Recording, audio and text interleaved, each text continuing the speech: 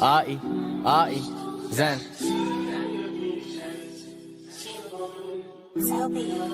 Yeah. Look, we're just gonna throw some bars in, have a bit of a laugh, have some fun. Hope you guys like it. Much love. You know it is. Come on, you ones.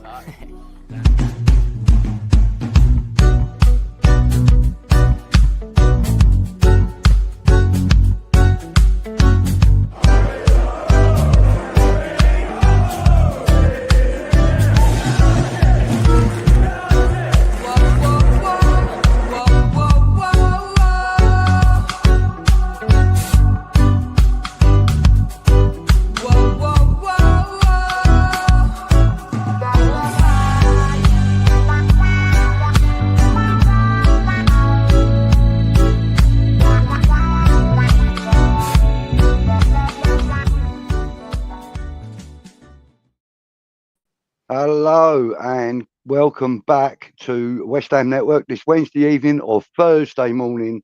Over on my far left there, my old pal Kieran as usual. And we have a special guest, as you can see in the middle. Darren, how are you, sir? I'm good, thank you, mate. Thanks for having me on. Really good. Last been a bit up and down lately, but I'm in a good place at the minute and we're cracking on. Lovely to be here, Buzz. Really nice to properly formally meet you, mate. And you, Kieran. Nice one, mate. How are you, Kieran? How's your things going? You got yourself a new phone. How's that going? God, no, until I've just gone here, the volume's really low. I must have to get into some settings or something, which I ain't got a clue how to fucking do. And it's not as loud as I'd like it because I'm struggling to hear you. But, yeah, it's another phone geezer, another pain in the arse thing to use. Well, you know, I could try and arrange to have subtitles put up if you like. You might be getting close to that, geezer. I love it. Let's have a look, see who's in the chat. Well, we know that one of the first in there is also always usual suspect. Good evening to you. We will get to some of the chat later. Huge one. Huge. How are you, sir? Daz, good evening to you, mate. Brendan, good evening to you. As I said, usual. And Mr. Bong. Oh, no. Not Mr. Bong, Mr. Lamprey. Good evening, James. How are you, sir? Hope you're well. Who else? I did see Mr. Bong. I did see him. Look. Good evening to you, sir. And obviously, Howard. How are you? Howard. We know him now as Harry Monk, but we've always known him as Howard. Randy, good evening. You're always in the house as well, buddy. Thank you very much for joining. Trodge, another regular. Good evening, sir. Mr. Samson, Toby, how are you, son? Good to see you in the house again. Ted, how are you, mate? Ted the Hammer. Old man, he's in the house. Oi, it's Savaloy, you good-looking bastard, yeah. Scares the shit out of Kieran. He's icon. Whatever you call it. Aqua, good evening to you, bud. How are you? Cookie is in the house. JB is in the house. Good evening to all of you. Thank you for joining us. As you can see, we've got a banner running across the bottom. So if you have got any questions you want to put to Darren, please feel free to do that. But stick at Darren at the front, and then we'll be able to identify him a lot easier. Darren, how are you, mate? I mean, like, you know, we've got you in some kind of sportswear, mate. Tell us about that. I don't know what happened. I didn't mean to do that. Sorry, mate. No, this is me. I started my football coaching business up about 3 years ago. I moved out to North Essex, a place called Dovercourt near Harwich, and I started up. I fell out of love with football because of what happened. I think my journey through football was the wrong way round. And by the time I was 30, I stopped playing. I was young and I just didn't go near it. And then I was lost for a few years, ended up in some dark places, some bad places. And it just gave me football gave me structure. I lost it. And then I got back into it. And I've been 3 years. Last year, I had 700 kids come through, 750 kids come through to school, whether it's one-to-ones, camps. And I do most of it myself. So it's keeping me a bit young as well. Well, I think that's why I have my hat back to front.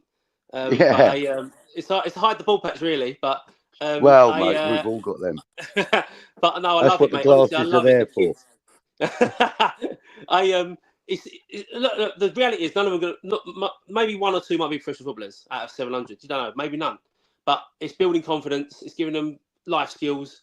Because I'm from East London, so you learn how to talk and chat and get along with people and piss people off as well. But it's just communication skills. I think it's a big one for kids now. So the younger ones, it's all about that and having fun with it and then trying to learn along the way. So I love it. Honestly. It's fucking great. Yeah. And, you know, I mean, what actually was the catalyst for you where you went, I've got to get back into the game somehow, some way? Well, I think it's quite. I've told it a few times. I ended up in treatment in rehab into Sporting Chance, which Right. I was 34 when I ended up in there, and I was drinking a lot more. I mean, I drank when I was younger. I drank when I was at West Ham. I started drinking at 13, 14 in the Boleyn. Yeah. That's where my dad's were from. So, and we drink there, and it just got progressively worse. And when I stopped playing, I drank more, and then I realised I didn't realise it was getting out of hand until it went really south and I ended up in some really bad places, which I don't mind talking about, but down the line, whatever. But it just ended up there and it completely fucked me. Sorry, mate. Give us a sec, bud. Okay, mate. And it's just and it just got, when I come out of the treatment centre, I needed to find something, and I thought the only thing I'm all right at is football and talking shit. So I thought I can promote yourself, all right. I can do the football, and and I've got better at it as I've gone along. I learned along the way. And it just kicked off. And I've just cornered this area. So I love it, honestly. Yeah. I love it. Yeah.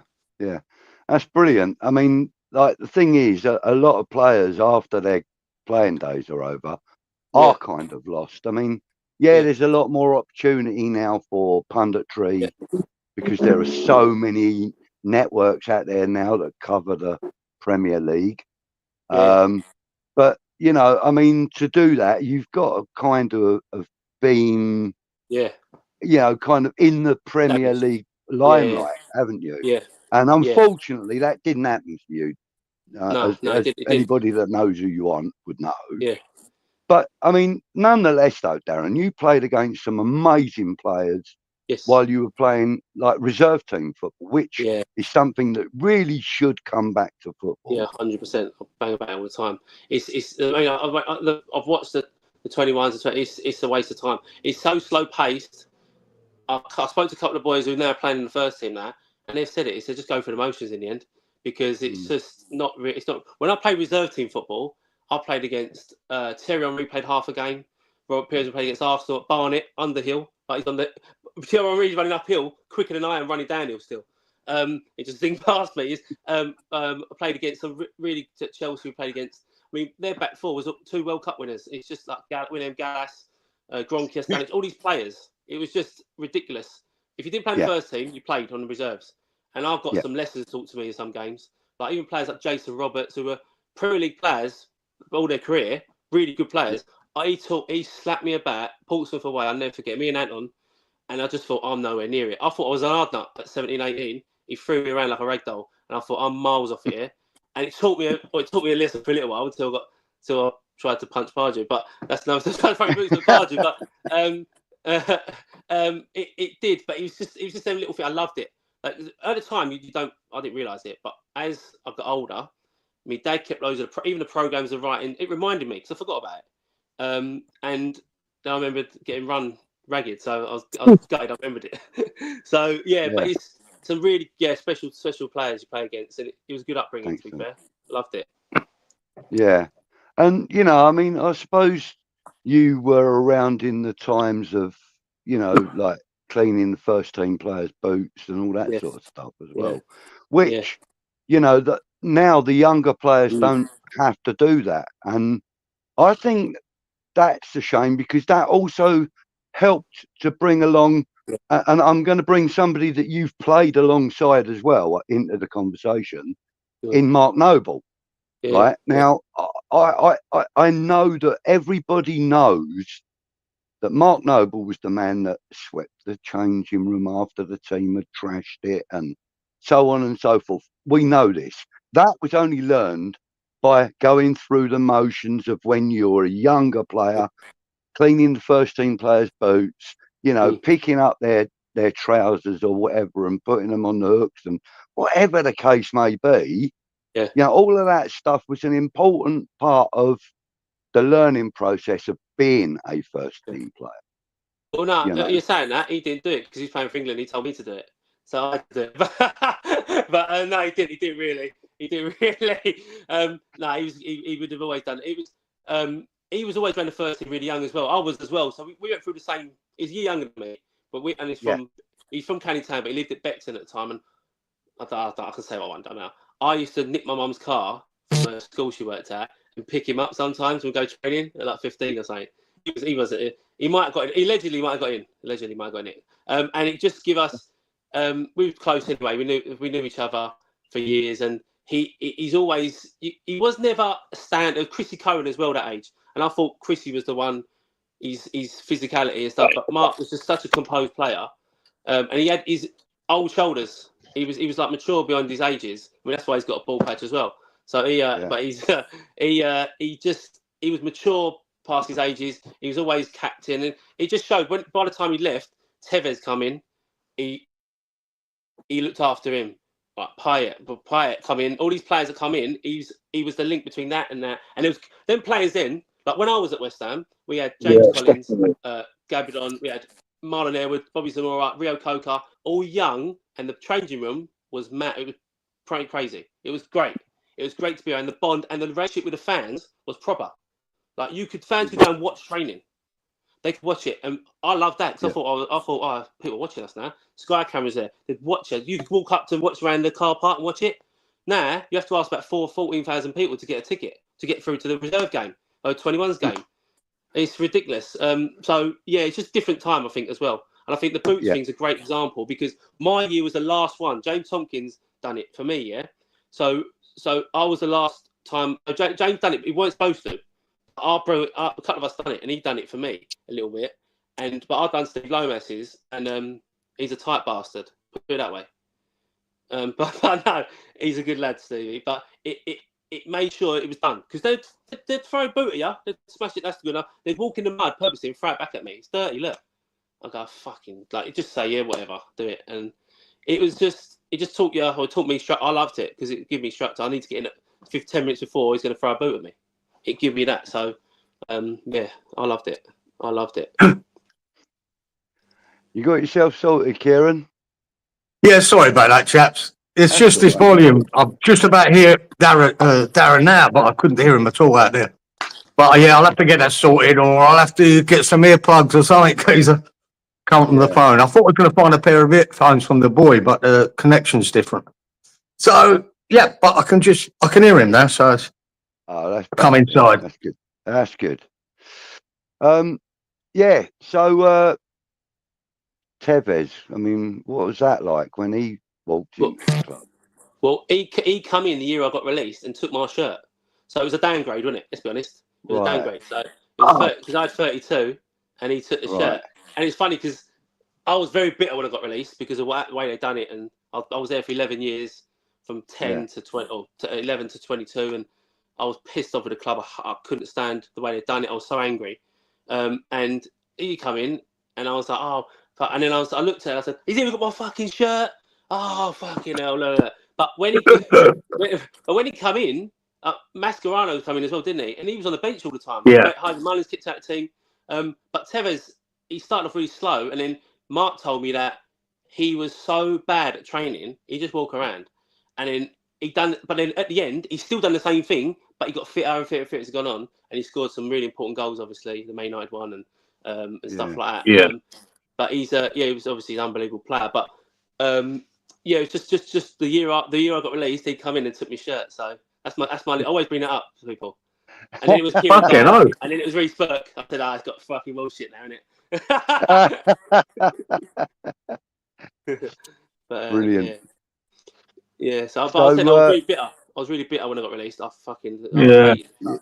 That's a tough one, Darren, isn't it? Surely, I've been there 11 years, mate, and then getting released. So brutal, wasn't it? But it's. Look, I got released. I wasn't for a year. The last year, I was a nightmare because I had a row with him when I was 18, back to make my debut, and I don't know if you know the story where I was on the bench in the Carling Cup against Southend, and I thought I was going to make my debut. And I was 18, all my family there. I could see my mates in the crowd because I'm West Ham. All my mates are West Ham.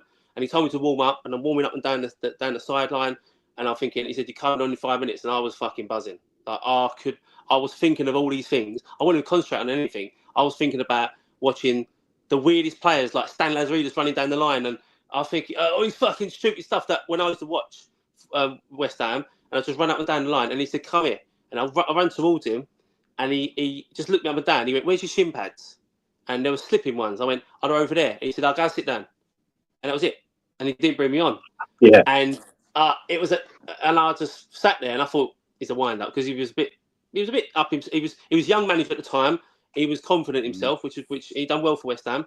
But he, I thought it was a joke. And then the whistle, 10 minutes went, I missed it, and the whistle went, and I lost my rag badly.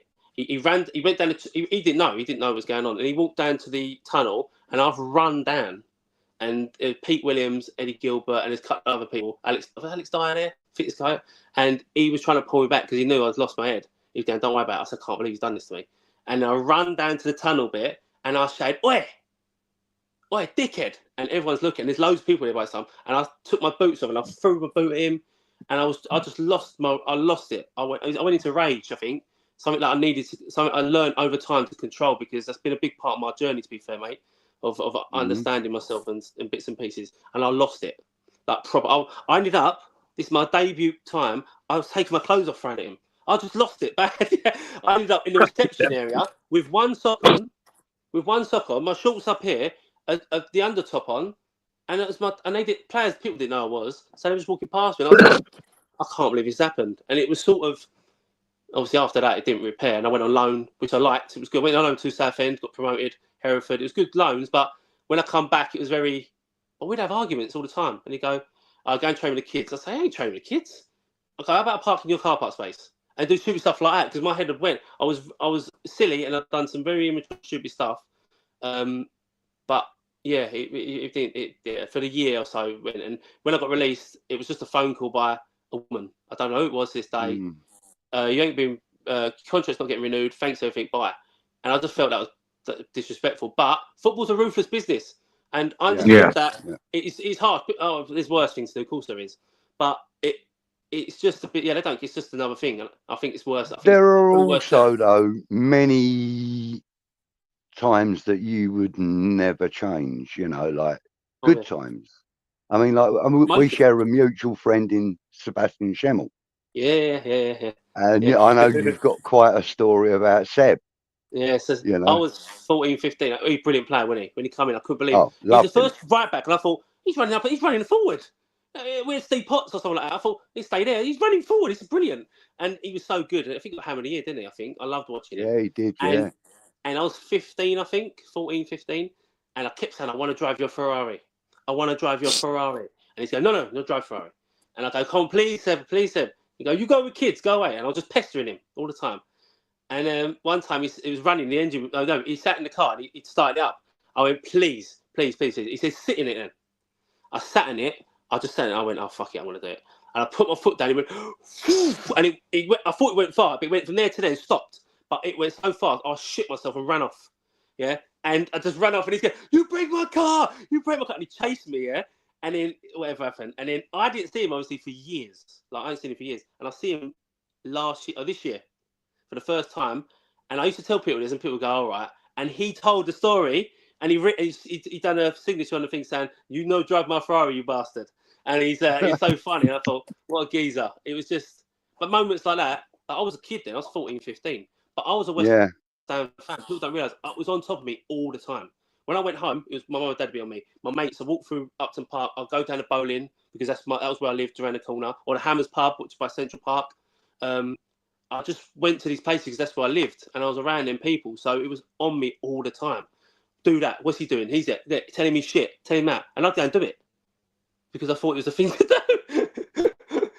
It's just my uncle said, "You're shit, Ian Pearce." What? But it was just. I got wrapped up in it all quite quickly, and I done well quickly. So I was at 15. I was training with the first team. So the year they got promoted, the year they got relegated, I was training in with them. So I was 15, 16 then. So I was progressing really quickly.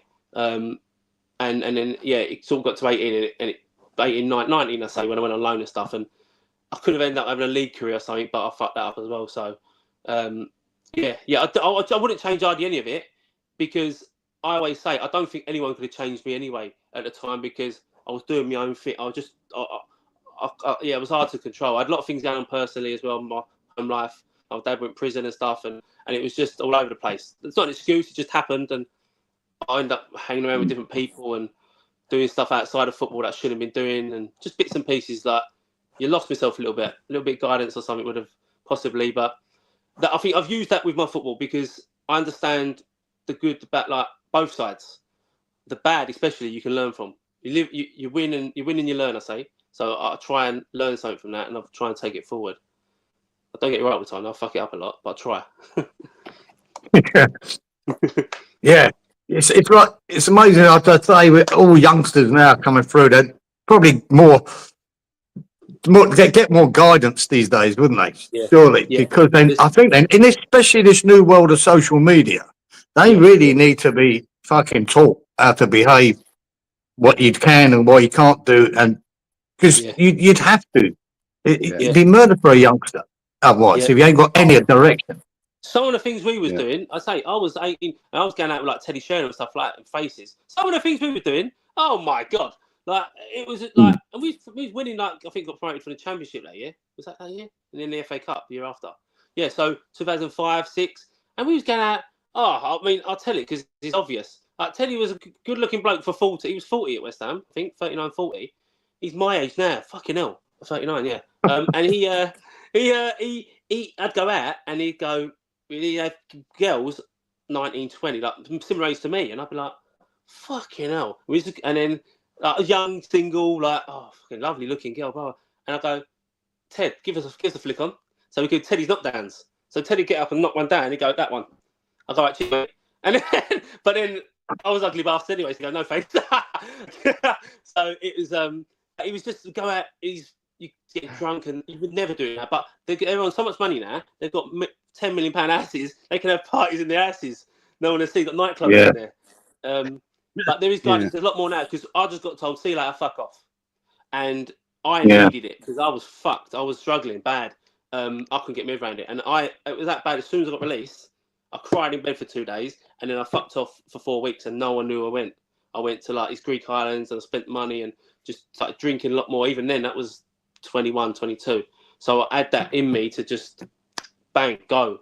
And I come back for the season, a week for the season, thinking I'd get a club, and end up at a Premier League club, albeit a Premier League squad player. I was in the squad to a fucking Ryman League, Billericay ended up. I loved it there, but ended up in Billericay. I dropped about 6 leagues, 7 leagues. It's unheard of, because of my own actions. But just, I didn't think, I just went on a fucking mad one. Just struggled. Yeah, I mean, like, to be fair, the kind of player that you were, Darren, I mean, you were kind of like a no-nonsense. I mean, I'd put you in the same sort of category as your Thomas Souček, maybe Billy Bonds, like these, seriously, like Steve Lomas even. It wasn't easy to take him. Come on, say Dixie. Come on, just say Dixie, and I'll go bed happy. Dixie, most definitely.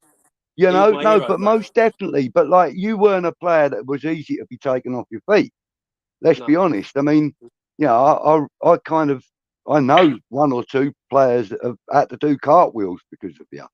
You know what I mean? I'm serious, mate. Like those kind of players don't exist so much anymore. You can't tackle, can you? That's the problem. No, and I put Thomas Souček in there deliberately because he's still that kind of soldier that will go through a brick wall to help the team out. You know what I mean? Yeah. Every player's got their own strength and weaknesses, isn't they? If I'm good, my game was smash them, get the ball, and give it to the players. Give it to the players. Yeah. So give it to the fucking player and let him do it. Because I can't. I can hit that ball, but if I give it to him, he'll do it better. Like I say, I was training young the first time. I remember training with Joe Carter. I could not believe how good this geezer was. I thought, if I've got to be as good as him, fuck it. I'll just stop playing now because he's ridiculous. and he was 19 or something at that time. And they said, give it to him. And there was about two players around him. He went, give me it. And I went, fucking hell, sure. I'll give it to him. And he went, wait, off. And I thought, yeah, I'm just going to give it to the players now. Wherever he is, I'm going to try and find him. And that was my job. I took that literally. My job was win the ball and give it to the players. And then go. And then get and organise. Don't stop. I was captain most of the time. I say I probably don't stop talking. I'm on people all the time to just be the best you can all the time. And it was West Ham. So I wouldn't take no one taking it serious. So, and that got me in trouble sometimes. Yeah, you know, funny. I didn't learn that till I came to Australia. Started playing football here. When I used to play, I played right back, and I'd score probably half a dozen goals a year as well. You know, it's like running up a wing, having a shot. Weren't bad with my head, but when I came here, played at a lot higher standard. It's just Sunday football I played back there. You know, because I was going to watch West Ham every week, so I didn't play semi-pro or anything like that because I fucked out and I was going to watch West Ham. And when I'd done it here, I started playing with this team. They put me in left back, but I could tackle like a fucking demon. Mm-hmm. And I started trying to run the ball out the wing, and they got hold of me, the coach, and I said, "See you, get the fucking ball and give it to them. Let them play." I never scored a goal ever again, but. That's all I had to do, like, give it to the geezers in the middle who can actually fucking play. That's it. Because if you use that good, that's what you say to me. If you use that good, you'll be playing in there. I go, no, fuck that, 2 players around. I like it here. But it was just that, yeah. But I love that side of it. My whole game, when I look back at it, I was captain most ages. Up until I was captain reserves at 16. So I was the youngest captain, youngest person to captain the reserves. And my whole thing was, it was like a warm-up. It was like to me, it was like theatre before I got out there.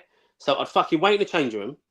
I'd pour a bottle over my head. It'd be fucking -12 outside. Water, go like that. I'd fucking just pull my shirt, and then I'd walk out. And I used to wear my socks really weird. I'd walk out, and I'd try and push about 3 of their players. Just stupid. And it sounds muggy now, but I had to do this, and I'd drink and eat certain things at certain times. It was weird. I'd read these little things, and I'd walk to the front. And to me, it was like saying bollocks to everyone. Most people went, "You're a fucking weird fuck. You got to sort your life out."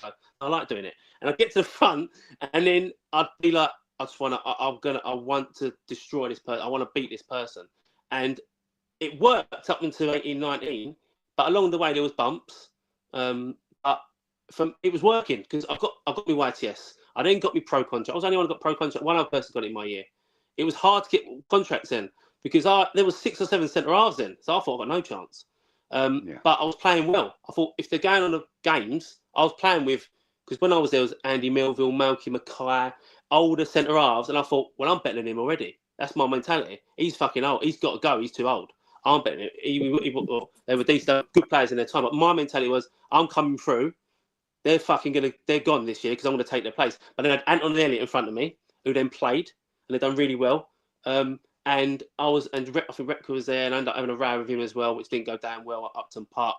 And it just fucked me up that day. I got sent in. And it just loads of players in front of me, but I still got the contract. So for me, it was working. And yeah, and I was a bit childlike, because I wouldn't really listen to people. If they give me advice, I don't remember people giving me advice, i.e. players, but they might have, but I probably didn't listen. And that's on me, obviously. Got a little message there from Ryan, Fortune's Hiding down under. Says, you're looking $1 million, Dazza, still catching them now. Keep your phone on, you might even get a phone call. In fact, message him back too, he says. Oh, sorry, Ryan, I've deleted his number, mate. I am. No, right, I'll message you after, mate. Yeah, he's got hairdressers out there, barbers and that. So, yeah, he's a good lad, Ryan. Yeah, thank you, mate. I will. I'll message you back, mate. But yeah, I mean, my journey was mad. It went the wrong way. I've done some crazy stuff along the way, and I got to do stuff I never thought. Like, I see the environment, the change room, when it was mad. Like I don't know what I'm going to say what happened, because that's what happened. And you said the only thing I can't do, but I just say the C-bomb. So I'm not going to say that. Right. So I'll say everything else. So like it was an era, and it sounds really weird, where there was a lot of shit involved, and I don't know how to word it correctly. So people would like take a dump in someone's wash bag. Or they'd throw it at them or piss on them. It was so weird. I was trying to work it out. I was going, what is going on here? But you get wrapped up in it because you're in this bubble. You think it's like I've got to do that. I've got shit in his wash bag today. or you've got to do this. It was so weird. Or people's clothes would get stamped and ripped up, and just every day it was happening. West Ham as a team, it was so young. It was the young team when I was there. Yeah, I fucking left a log one day. It was ridiculous, mate. It was hanging out someone's Louis Vuitton like a joke. It was so bad, but it was just the time. It's just weird, but it'd all go out. All of you go out. Everyone went out. It was just you wouldn't get it. There's nowhere. There's no connection with the fans now. It's nothing. It's nothing at all. No. But even Zamora when he was filming the playoff final, imagine that happening now. It just wouldn't happen. Oh, you got to ask my agent. Oh, you got to ask my sponsorship man, or you got to ask this person. Like it's just so different the game, and I understand it has to move forward. It's business side. I mean, thick, but I think the closest that West Ham have ever got to feeling anywhere near that kind of feeling is when we had the parade after the Conference League final. Everybody, there were tens of thousands of people lining them streets. Yes. And, you know, I mean, I was one of them. Me and my mate, Andy, we were there, you know. It was an excuse to be with the rest of West Ham, you know. It was just incredible. We were outside the town hall. And, you know, and them guys were filming us while we were filming them, etc. And it was brilliant because now they've got memories of the people that cared about what was going on, you know. Exactly that. There was. But you know what there was... Sorry, mate, I was just saying, it's like, because they've got a British contingent there. And I don't mean to say if there was. There's like, there was I think Danny Ings, for example, and Mark and there was Noble and people around, and Nolan involved. It was just people there. And I think that does help in regard to that type of atmosphere. I'm not saying you can't do other ways, but that's what helped. And I think, like, people forget, and I always say to me, I think it also helped that that David Moyes had just won his first ever major trophy. Yes. And, you know, he wanted to celebrate that as well. You know, so, you know, like the fact, you know, all the changing room scenes and stuff like that, you know, him having a good time. You know, there were certain points that, you know, the players weren't allowed to cross. For example, when someone cracked open that can and it went over his back, he turned around and he went, like, don't do that. You know, while he was still dancing, you know, that's a line you don't cross, kind of thing. But he still got involved, you know, and I think that helped us as a fan base to enjoy the moment outside the, you know, the town hall or from Upton Park along the way. You know, so it was brilliant. It was brilliant.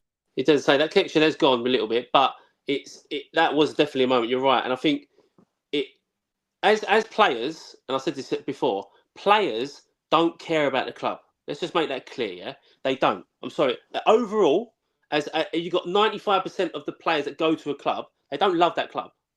That's not their club. No. They'll play for the club, they get paid, and then they'll go somewhere else and they get paid more. That's it, yeah? And that's the reality of it. It's not like... That's reality.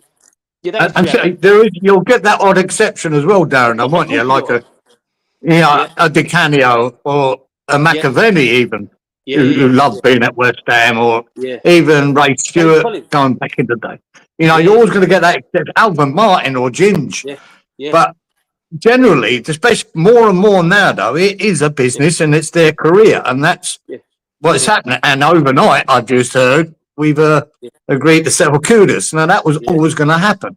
It was unfortunate he had to go to fucking Tottenham for only 55 mil, but that's reality. When the season he had last year, I didn't expect us to get any more than 55 million because you look at Mbeumo, who was fucking outstanding last year. I thought 20 goals, loads of assists.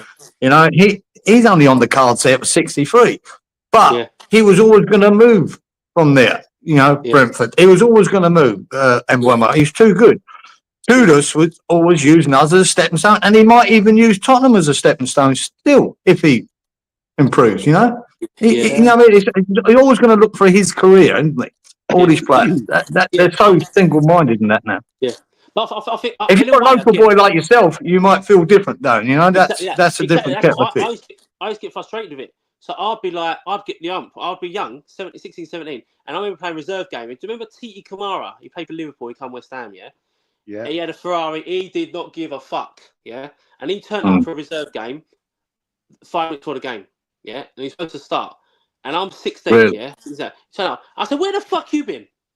He played for Liverpool. He played all these teams, all these things. I said, where you been? He's like, what? I said, where the fuck you been? It's 5 minutes before kickoff. I said, you're a disgrace. Like, fuck off. I don't want your plan. I was going to, who was the manager? I think it was, who was it? Was it Kevin Keane? I can't remember. I said, Kev, he can't start. He can't play, mate. It's a joke. Like, fucking taking a pick. Like, I was so angry about it because I thought, you're not prepared, right? You don't give a shit. Like, in my head, like, we're playing, well, I don't want to lose ever, especially for West Ham. And that is what I talked about someone the other day.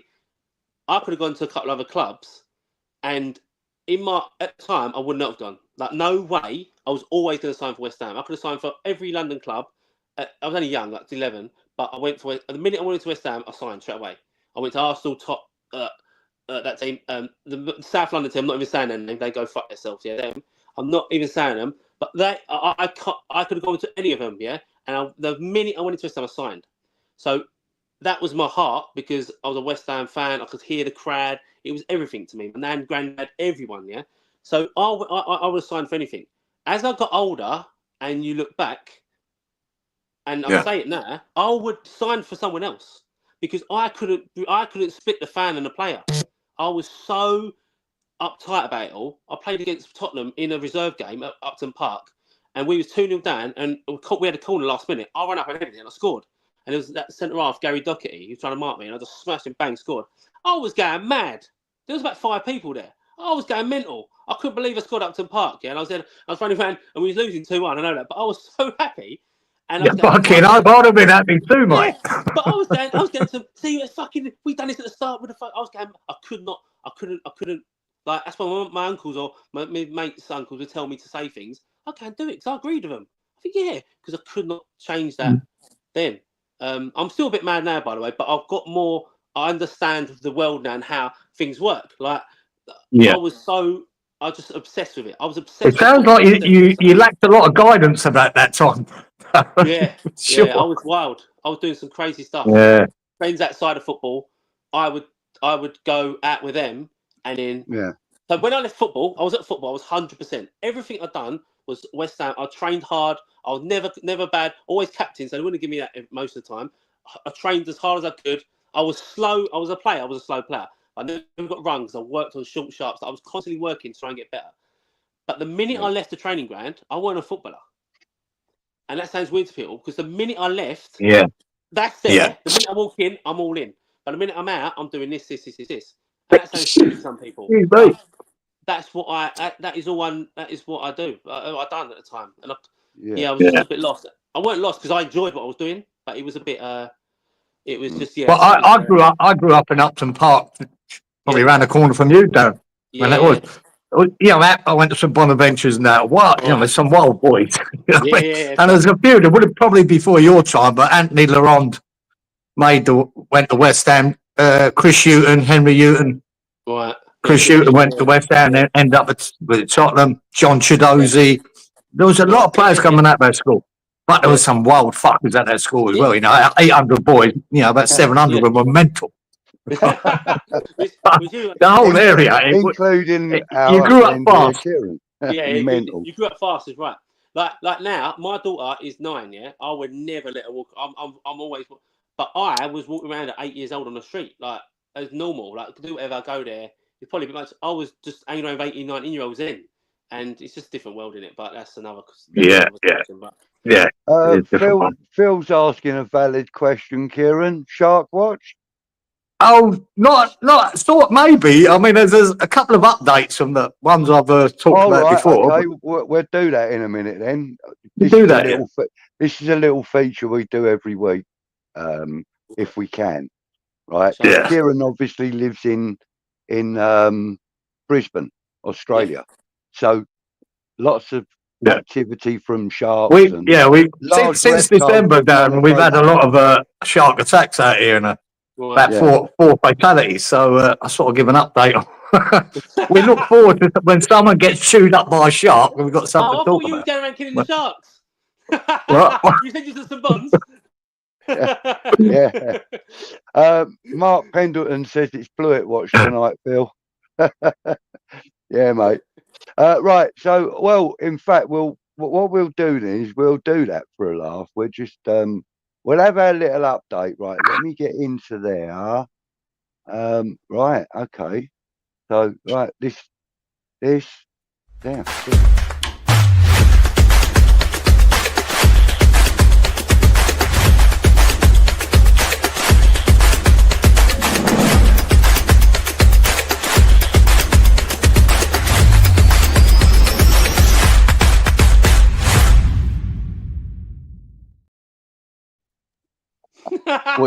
We do have some fun with this, but the thing is, what we have to say before I start, before the laughter is not towards the victims or their families. Okay? No, I'm delighted every week. But if you want to go out there and fucking surfing about, mate, you know, all them sharks out there, that's up to you. You take your chances, mate. Come on, but just the one, there was one, a fatality. I just got an update of what went on there. It was in Western Australia where the guy got done. He was out there surfing and he got attacked by it sounds like a great white. And what the update was that that there was a drone, a guy flying a drone when it happened, and he filmed all of it. But they won't release that drone footage because it's too graphic. And they sent other drones out later after he'd been attacked because his girlfriend from the beach saw him being attacked and couldn't get out there. But they never found him, Kudus. They never found the body. They looked with drones and everything trying to find him, sent boats out, but never found him. So that was just the update on that. But yeah, that drone footage must be pretty shocking. Yeah. And the one we had last week, guys, this beach near me, Cabarita, they interviewed the boy that helped bring the guy in that just got attacked. He was on his surfboard, and the guy that got attacked by the shark was about 10 meters away, and he paddled over, jumped off, and he hit the shark to get him off the lad. He's only 18, this lad. Fucking, you know what I mean? Fair play to him. But he said, his interview was, he said, I didn't even know what I was doing. I was in sort of shock myself. It was just a natural reaction to help him. My natural reaction would have been to fuck off the other way, but fair play to him. Yeah, so he's hit him, and then they carried him in, him and another guy, they carried the boy in onto the beach. His arm was really bad, apparently. I'm not sure if he still got it. It didn't update that. But that shark, you can see it on, there was someone filming that from the hill, and that shark followed them in, right, you see the fin, right up to about 2 foot of water, that shark was still coming, following them into the thing, and then it spun around and went out. But yeah, that was all. The guy, I was laughing. Hopefully the guy's arm survived. This is so funny. I've been on lots of podcasts. I've never spoken about sharks. I fucking love it. I love it. It's quality. Give me some more. Oh, we're getting the music and all sorts. And you know, even like sometimes, like Kieran and I might spiel off about, you know, like our experiences as fans on an away game and stuff like that, or even home games, you know. Yeah. So, you know, it kind of varies. I mean, during the close season, and we ain't really got a lot of transfer talk, and the rest of the guys on the channel do all of that anyway. Yeah. So we kind of try and make it just a little bit different, you know. And by having you on here, Darren, has made it very different to what we would normally do. Appreciate it. Well, I too as a fan. So I was a player, but I was also a fan.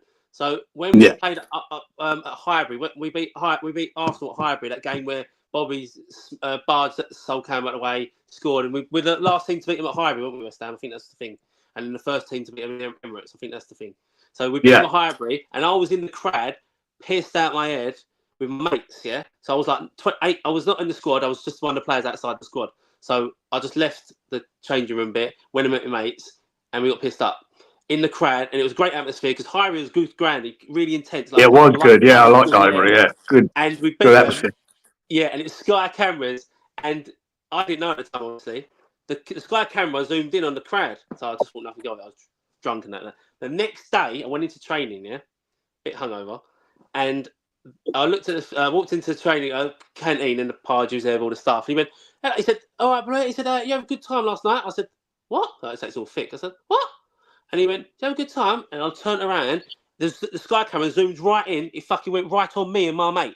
And I'm pissed, going mad. I'm a fucking squad player, yeah? So it zoomed in, and it just keeps zooming in on me. And they had it on loop, just constantly going like that on my face. And I'm going, Really? and I was just literally, the whole day, I was like, for fuck's sake. He went, You're fucking Nick, me old China. I went, oh, shit. I said, your grass. 2 weeks ago. Oh, yeah. It. Well, Darren, it'd be a lot worse these days, wouldn't it? There'd be people next to you taking photos of you and posting it. Well, yeah, that's it. Yeah, you wouldn't even get to the but they wouldn't do it anyway because I was 18. Have you tried to have a conversation with 18-year-old now? Jesus Christ! Oh, that's hard work. yeah. Luckily, all my children have got past that stage. You're too young and for it that, is true. It is true. Once they hit 21, a maturity hits them. And it's really weird. I mean, my son now, right, from 16 when he left school, he went to college for a couple of years afterwards, but he weren't very attentive towards it. Right. But I tried to give him as much work as I could to kind of get him busy and that. But he just didn't want to work. And then as soon as he hit 21 and he realised, hang on a minute, I've got to start paying rent, this, that, and the other. Yeah. Because I said to him, once you hit 21, there's no way you're living in my house without paying me rent. I can't afford it anymore, son. You know? Yeah. And that was it. From that moment, you know, he grew up. My daughter, she's like, you know, she lives with her fella, got a young baby, so on and so forth. You know, I don't ever have to worry about her or him. Or the baby, you know, it's really, really nice. He's 24 coming up for, 25 this year. Oh my God, she'll kill me. But you know, so like the teenage years have all gone now for me. But I have got teenage grandchildren, so just get involved in the good bits. The bad bits, just don't listen. I know. Yeah, I know. But that you said there about the 21. It's so true because. I got released at 22, just for my 22nd birthday. I knew the street. I knew the street stuff, but I didn't know real world stuff. So what I mean is, get up in the morning, 6 o'clock in the morning, go work. I didn't know. I didn't have a fucking clue. So I got to that point quick. I got in from that. So within 3 months, I ended up going 3 months from a Premier League changing room, taking shit in each other's bag, to I was on a conveyor belt line in Fords in Dagenham. I didn't know what the fuck was going on. I swear to God, I went in there on a night shift.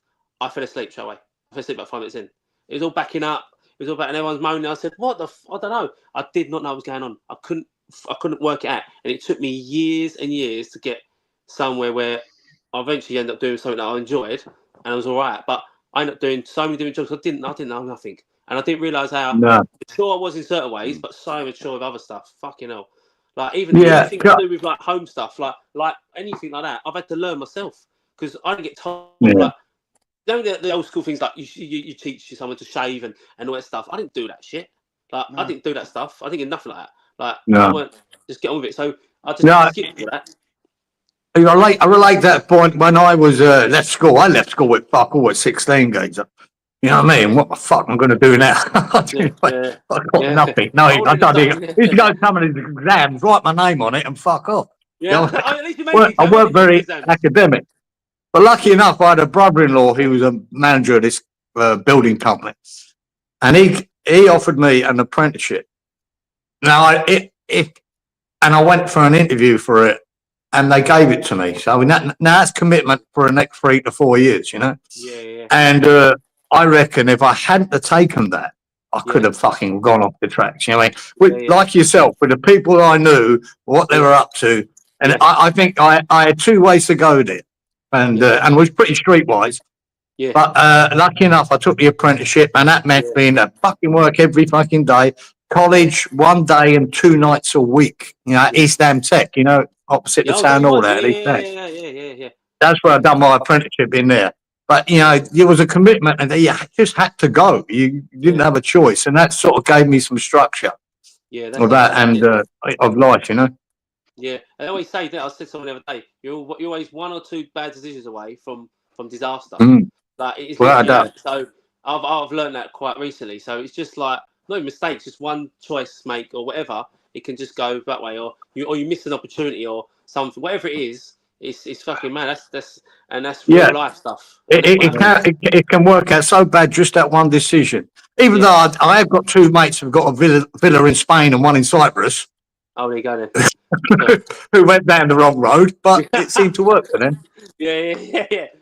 I mean, I've got another mate who's done 8 years. So what do you do? My mate's just done 20. It's mad, and that's the thing. That was the sort of thing I would have easily done. I don't know what happened, but I was just a street kid who played football and done all right.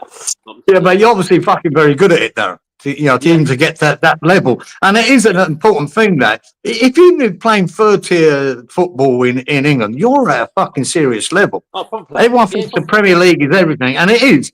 But and even to be a part of a team that was in the 1st division back then, or Premier League now, that's a serious fucking level of football. Yeah, it's hard. Championship players are serious, but there's so many levels now, especially how they're producing kids now that are almost athletes. Yeah, real athletes. They turn them into footballers. Yeah. One of the things that I wanted to ask you, Darren, was like in your, the question from Adam underneath there, it says, what are your thoughts on Kudus leaving to go to Spurs? Well, I'll lead with this. Yeah, my current affair stuff, I lost connection with the club. Yeah, I still watch it. I still watch what's going on. I see people. I still watch. I know enough to get more than enough. But that doesn't surprise me at all. The one that for him, he was going to go. Last year's actually was terrible. He didn't want to be there. Obviously, there was things obviously going on. His level of playing dropped rapidly. Look, part of that might not have been all him, and he definitely is one of them. Look, people don't like when I say this, but it's true. Some players literally need to cuddle. Like I had players when I played against them. You literally have to go like that. Some players, you could go to me, you could scream, shout in my face, and whack me if you want. I don't care. Glenn Roeder used to whack me, punch me in the face, like, and then it grab you and say, like, I didn't mind that. Some players, I think he's one of them, and I think the minute that goes, he's not interested, and we lost him and lost the change room and stuff. So in fact, the only thing I pissed off, he went to Spurs, but it's an easy thing to say that he went to Spurs. But fucking, how many players have changed from West Ham to Spurs over the years? Michael Carrick, fucking Bobby's loads of them. It's always happened. Jermaine Defoe. Yeah, and I think it is what it is. We got enough money. I'm not talking about the money. You've got to go with it, haven't you? You've got to take the punches. The thing is, it doesn't matter. Or avoid them. It doesn't matter. I said this before. It doesn't matter who the manager is. It doesn't matter where the money goes, because ultimately, them lot will dictate what's going on. And until they go, or it changes, none of this will change. I'm sorry. That's my opinion. No, exactly that. My opinion. Exactly that. And that won't change. It won't change. Like, just buy this player. It's 80 million. Go and 80 million. Go and buy him. They can get him. They can buy him. They've got the money. We'll bid 63.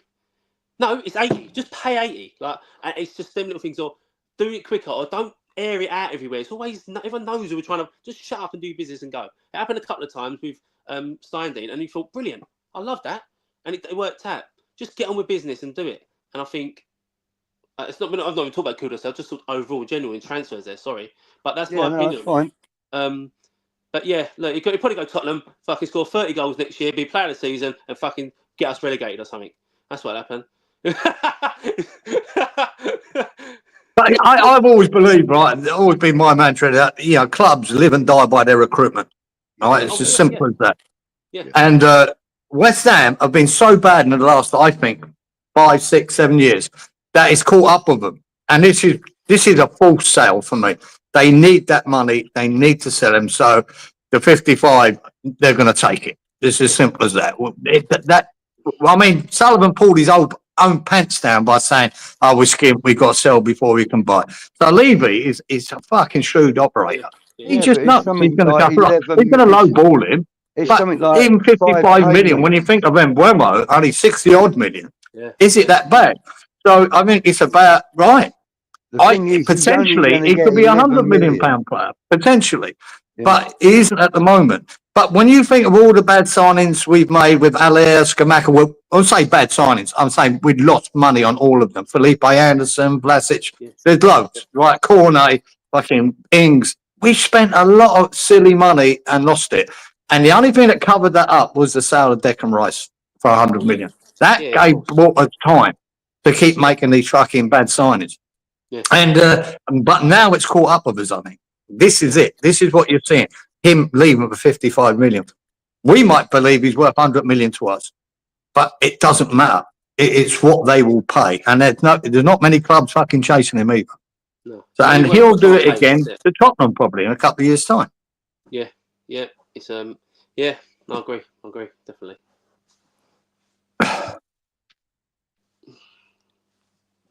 Hang on. GP's sort of waving to everybody.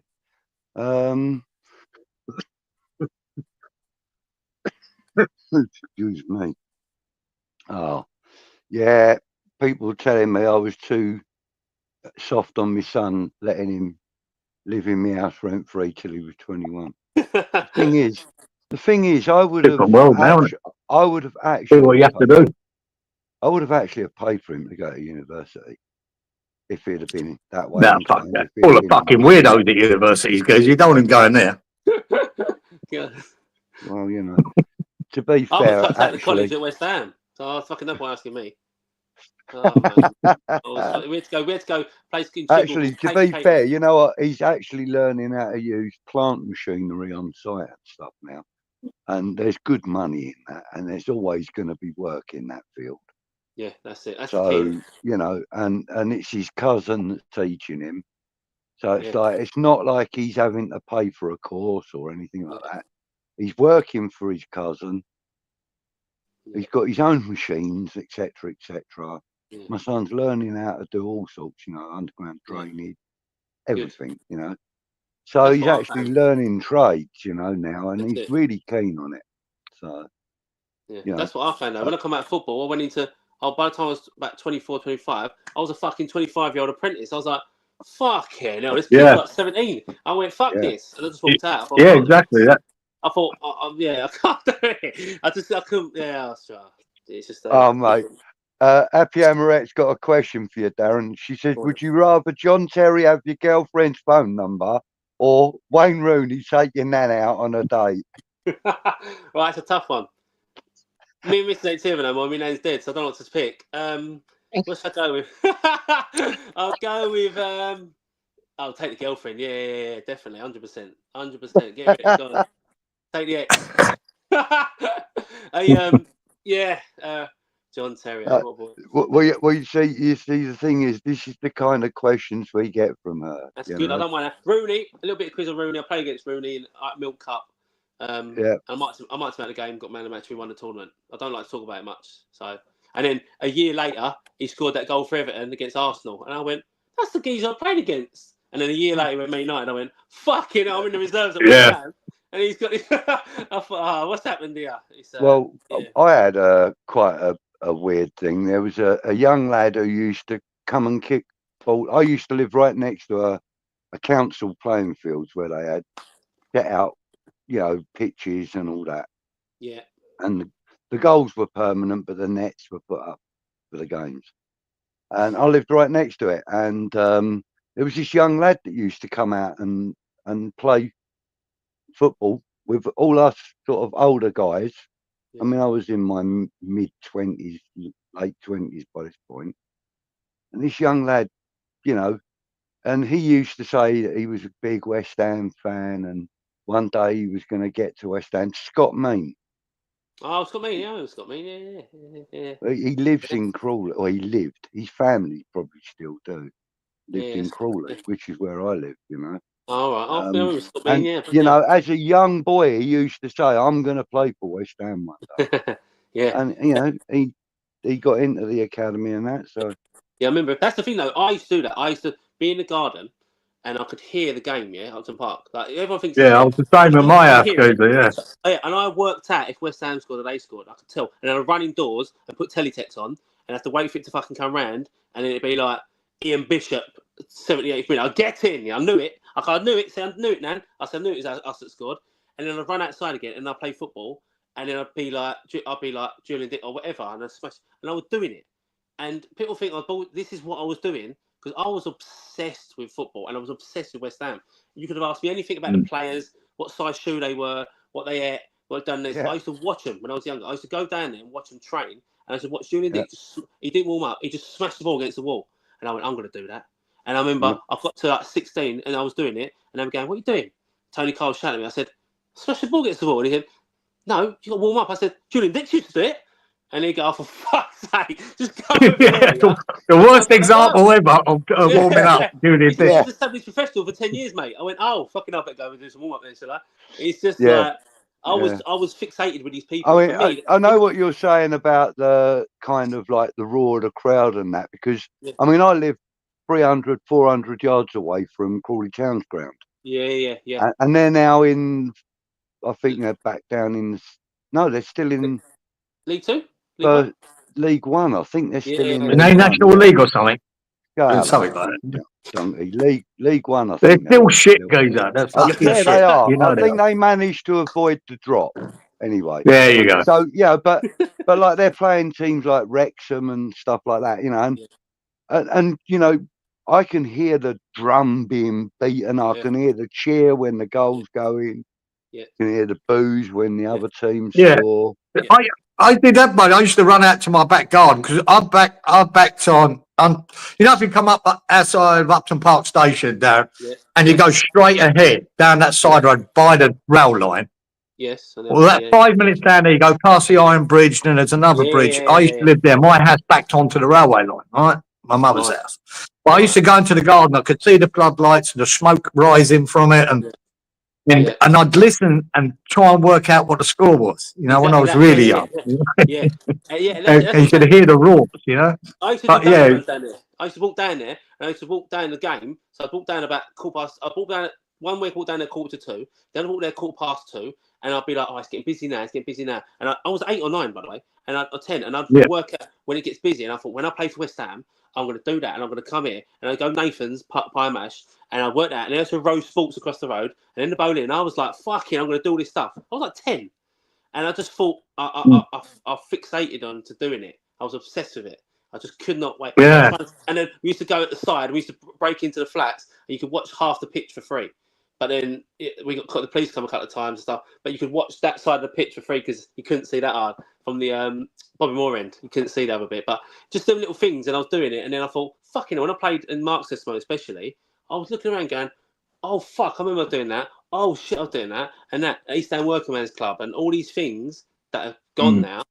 It was, I'm glad. Yeah, I know. Because my brother was on the committee at the East End Workies, right? Oh, was he? And and I used to go in there before the game. It's either in the Duke of Edinburgh on Green Street. Yeah. If you come out of Upton Park 2 left, the next pub on your right, that's gone. But we have a beer there before we go, or we'd go to East End Workies. And then decide, 5-3, whether to leave there to go and watch it. Stay there. Sometimes when things were bad, it was a toss up. You always got there.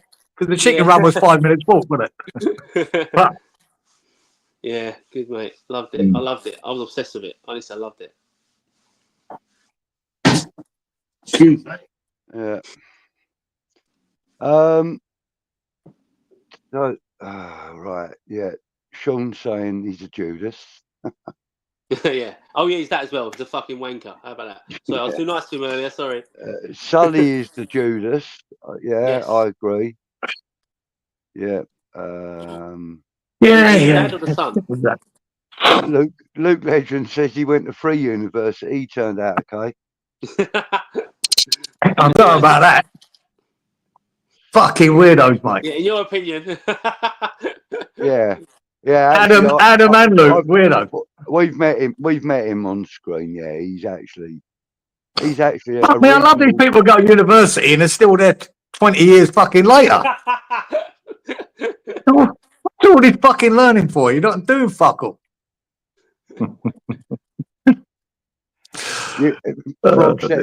Frog says the university's all right if it's not used as a nut scratching exercise. I used to do that one. When West Ham used to send us to college, I just fucking couldn't stand it. I just got thrown out on purpose. I thought, I've got to do something, got to get out of here. Just threw a chair at someone and thought, get out. They chucked me out. I went, cheers, bye. When I couldn't do it. I could not. What actually school would you go to, Darren? Or didn't go to? I went to Barking Abbey because it was because I went Brampton Manor. Brampton Manor was the closest one to me when I was in East Ham. But I went Barking Abbey because it was a sports school. My football team, we didn't lose the whole years. Didn't lose a game ever in 5 years, and we won a national. Wow! And all that. We had a really good team, best in the country. Yeah. So we won everything. So yeah, we played at Highbury. Yeah, it was a really good team. Most lads went on to clubs, and so I went there. The teacher was a guy called Phil Ryder, and he was at Brampton for a little while. And he went to Barking Abbey, and his scout pupils, he'd go to that school and get him, and he'd bring him to Barking Abbey. He's really? Like, but my team was so good, like for that year, and yeah, we won everything. It was really brilliant. But yeah, it was it was a sports school, really. Did you have the same though, Darren? If you think of players that you played with at school, which so I'd say John Chidozie and Chris Hughton, but there was a load of others who were better. Never saw them. 100%. Never got anywhere near it. Do you know what it comes down to? Attitude. That's what it is. Because there was so many. I played in the cage. We used to play in the cage, and I'd get twisted up left, right, centre by these boys or lads younger than me as well, or older, and they had unbelievable feet ability. That's exactly that. And it's all it is. It's because people don't know it's so hard. You have to just fuck everything off for years. And I'd done it for a couple of years, but I was dipping my toe in.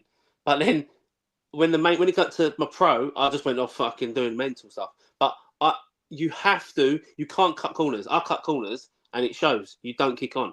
You cannot cut corners now. Even now, more so now, because it's not even... I don't think there's better players now, but I think they test everything. You got to do that. You got to do this. Everything's timed, everything, and they'll just fuck you off.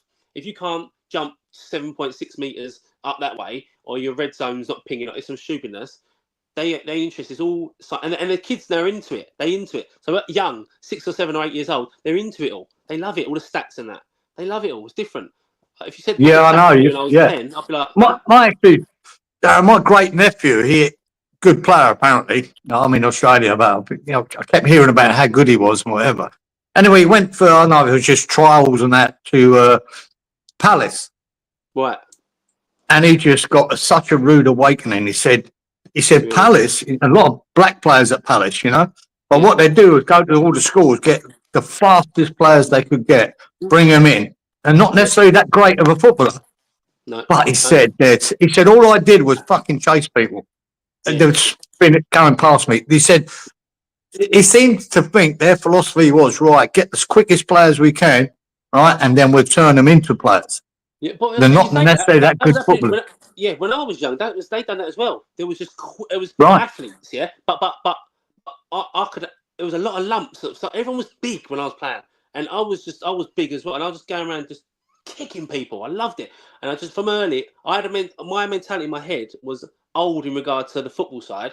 Outside was young, but I could work out football. I say to everyone when I coach now, there's certain players that might be better than another player I coach. But this kid understands football, where you got to stand, where you got to be, what's that next step ahead. Not necessarily ability-wise, because if you get the ball early, you can see things earlier, you can do things earlier, so you won't get caught in the ball. It's understanding football.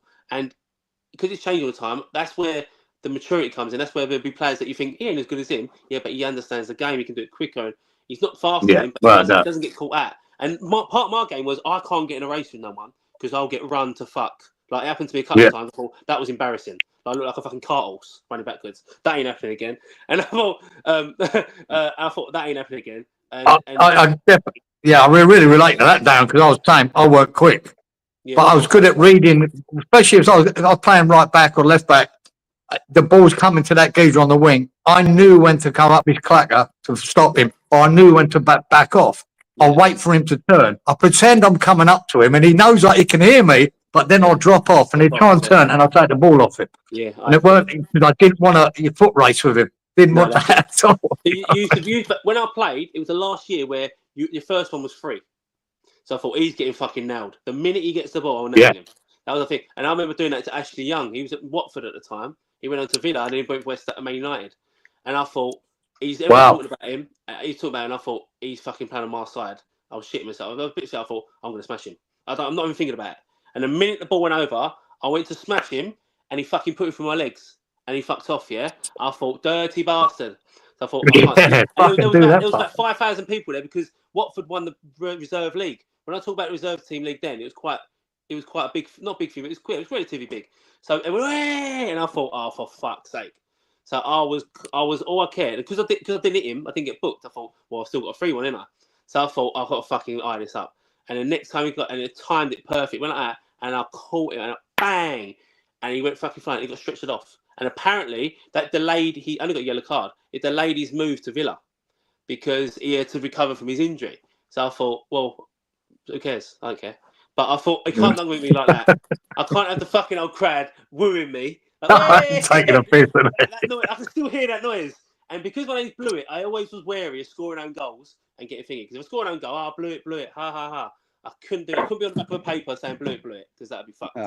So if the ball was going in and I was going to score an own goal, I'll just let him. I won't touch it. I won't touch it. Let it go. Question for you though, Darren. Harry's asking, out of our young crop of players breaking through, who do you think would be a superstar out of the ones that are breaking through?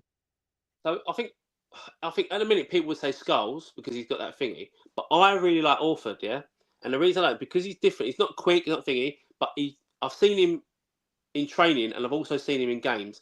And he come on against Crystal Palace, and he got a bit of stick, and he come on in an environment that was fucking horrible, yeah. The fans were West Ham. I couldn't believe it. It was so quiet in there, and it was so every pass was lost. It was bad, but he kept getting the ball. I thought, fucking hell, I like that. He was trying to force the play a little bit, and he cut the balls, got caught out. I thought he's got confidence, but I've seen him play. He's great on the ball. I think he lacks a bit of pace. I get that, but Michael Carrick lacked loads of pace. It's not if you've got players around him that can do them stuff. As I said earlier, each player's got their role. I think he done at the right pace could be a superstar's probably a bit too hard. but a very good player for West Ham, I think, or a good player for West Ham, I think. But Scholes, obviously, I like him. That's an easy one, though, isn't it? And you got George Murphy, but he went out on loan. He got that loan experience, I'll say. So I think they should have all gone out loan. I spoke to. What about Freddie Potts? Do you like Freddie Potts? Freddie's really good player. Really good player. Really like Freddie as well. But again, they're good players, and I always say, given a run, you don't know. You could throw him. Look at Reece Oxford. I'll give you an example. Reece Oxford. He threw in. If I play as Arsenal, I thought, fucking hell, we've got the best midfielder in the world. Yeah. Young Buda. And then he went through. Great, and then Rice come through, and it was like, yeah, he's good. And then he didn't. By the way, he played in Germany. He had a good career, Reece. Like, I'd love to have a career he had, but he weren't the superstar because again, Arsenal were going to buy him for this. And Declan went bang. It just shows a little thing there. In training, you get stronger. You do the right things outside, and then it goes again. Like Freddie Potts could have a great off-season, play, do well, and confidence grows, and it just goes. It's so hard to ask that question, but I think Orford, Freddie, probably the two I'd say I like anyway, personally. Cool. There's no defenders now, though. Yeah, here's another question for you, Darren. Go on. Do you like owls? Do I like owls? I got told I look like an owl. Fucking hell. Come on, Luke. You could do better than that, mate. He likes coming out at night anyway. Yeah, that's what I mean. What's Sheffield Wednesday like? Oh no, like right. The owls, yeah, all right, okay, right. The owls. Here's another question from Ryan. Oh, that's too fucking long. Yeah, fuck me, right? I know you love West Ham, but do you think you should have gone elsewhere quicker, e.g. a championship side, and build a career a bit lower than West Ham? Would it have worked for you, or, was you never going to leave West Ham? Yeah, that's exactly what I said earlier. 100% in hindsight now, 100%. But I could have gone to Millwall, and I said no. I didn't want to go. Coventry City put a 200 grand bid in for me. I said no. I want to stay here. I was 17, and I said no. They said it's up to you. We'd like to say, but we're going to give you the option. I said no way. I didn't even think about it because I thought I was going to be playing for the first team the year after. No one could have told me any different. I was convinced I was going to play for the first team by the time I was 18. And I weren't too far off, to be fair. I weren't miles away. But yeah, I would love to. I always say this: if I went to another team in another team in the drop-down league, I believe, not 100%. I believe I would have had a league career, 100% until I was 35. Yeah. And as I said to Darren, I mean, even a chat, that's a serious level of football. Proper. It's hard. You know, yeah. And like I say, you telling me now, you know, you're captain in these sides and I have from a young. You were obviously a player, a serious player. Yeah. So it might have been just that one level down and promote yourself from there might have worked. That's it. And I think because people had a perception of me, because I'm a big lad, so I'm a big old lad, and like when I went to non-league, I lost my way a little bit, and I just couldn't be asked to. It was so easy for me. I didn't have to train that much, and everyone thought I used a fat bastard, and that's all I could do is head it and tackle. Yeah, I could do that, but I could play. I wanted to play football. My whole philosophy was you have to play. Well, we have to. If you couldn't pass the ball 10, 20, 40 yards, diagonals, playing there, like Teddy was screaming at you. If you didn't put it in there, you put it on his foot, he'd go fucking mental. He's screaming from the other end of the pitch. Teddy, you fucking, I go mental, man. I'm like, fuck me. Teddy Sheringham was shouting at me. Like, what the fuck? I ain't going to do that again. And I worked it. And I was good. I had a great left foot and I had shit right foot. Fucking hell. I don't know how I made it, to be fair. I only learned how to keep my right foot when I was about 28. It's weird. But I never learned how to use my left gazer. I put it walking stick. It was for standing on only. Exactly that. Yeah, no, I think to answer the question shortly, 100%. But I said I would have gone Mill, but I'm saying that that's fucking bollocks. I ain't going there. So I'm lying. I'm lying to myself there. I'm not doing it. I'll tell you why. Fuck the career. We go Mill. But like, for example, though, Darren, if someone like, say, for example, Norwich or Ipswich had come in for you, you probably would have gone. I would have thought. I mean, even back then, knowing what you knew then, rather than what you know now, like there's a chance. Like if they said to you, "Listen, you got more chance of first team football coming to one. Do a year on loan with us and see how you like it." Yeah. Well, this is the thing. I went on loan to Southend and League Two, and we got promoted to League One. I didn't play much, but I was around it. I was 18. I was around the first team all the time. With West Ham, I was like on the bench or in the squad quite a bit, but not all the time. So you train me on the Saturday morning, and shit, I hated it. And then I think it just reiterates, though, Darren. Kids like yourself and at that age need some guidance. They need someone to fucking get them where they need to be. And if you're going off the rails a bit, and you know what it's like around East London, you can easily do that, especially the people you know, and I know. Exactly you need somebody to be there for you, and kids back then probably didn't have that. They didn't have that fucking that guy to push you in the right direction or keep you on the straight and narrow. It's a big thing for me that I try to put on to kids now. But my whole philosophy, when I've moved down here, the mentality is different.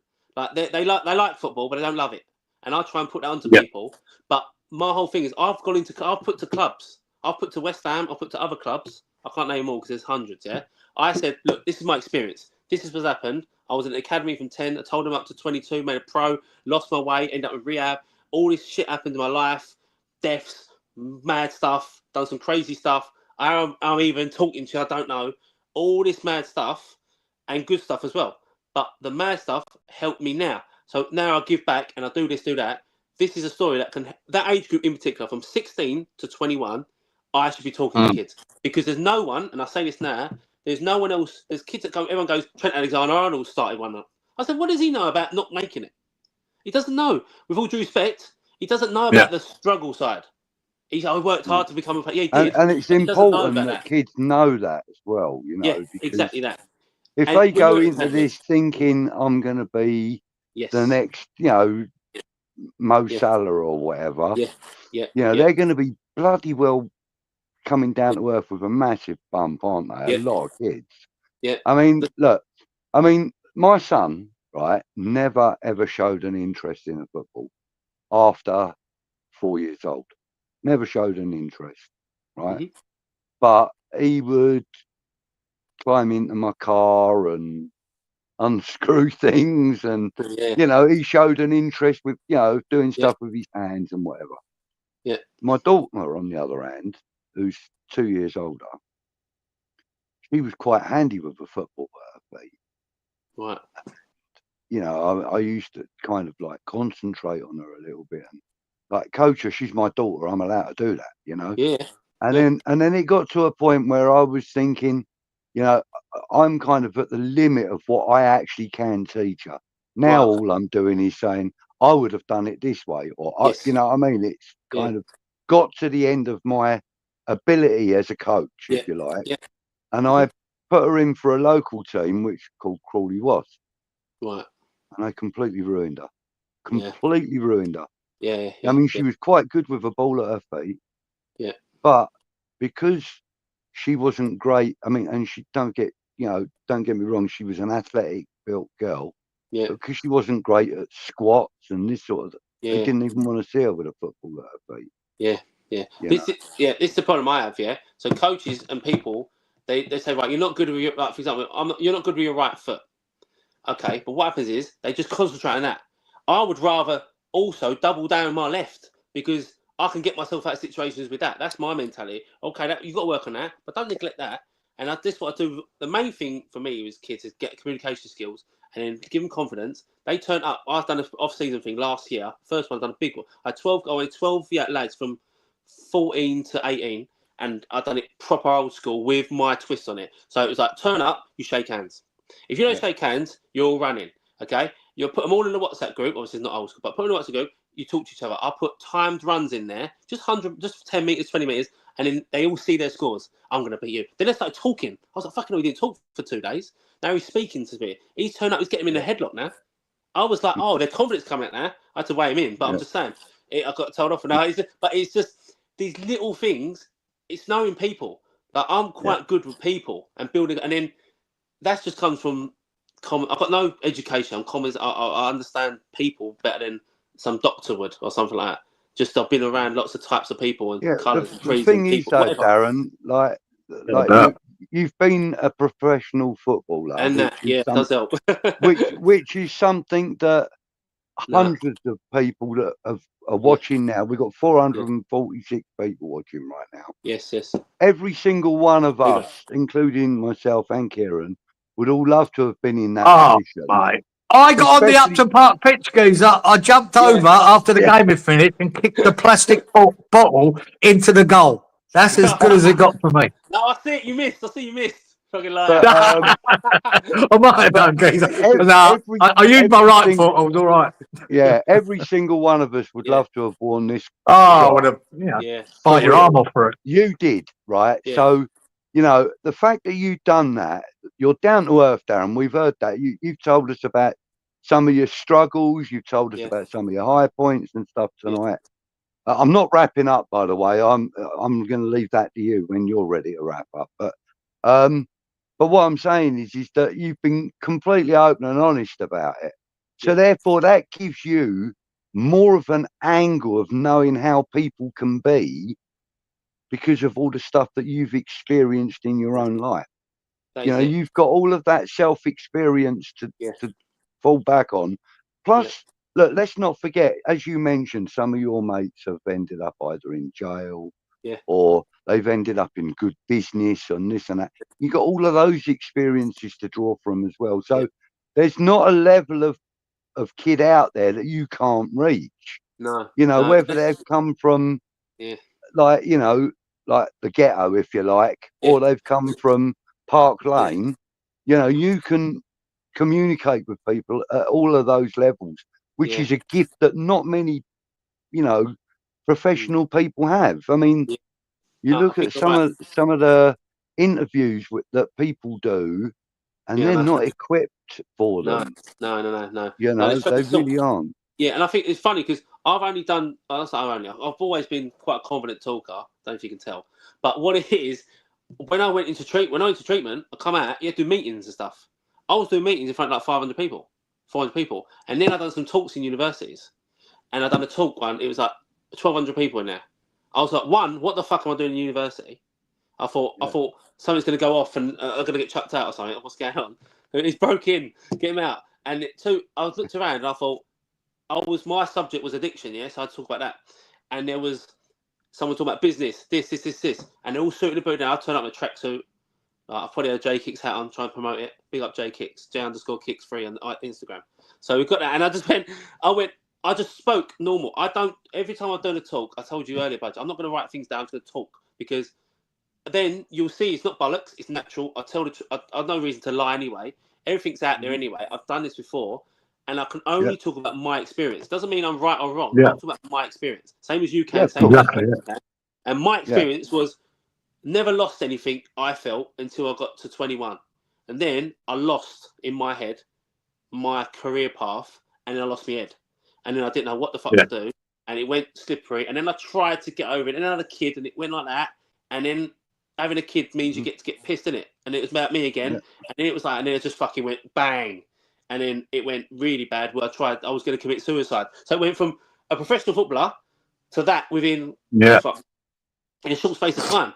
And I thought, I've written letters out, I written suicide notes out to my missus and my kid, And when I talked about this come back, I thought, fucking hell.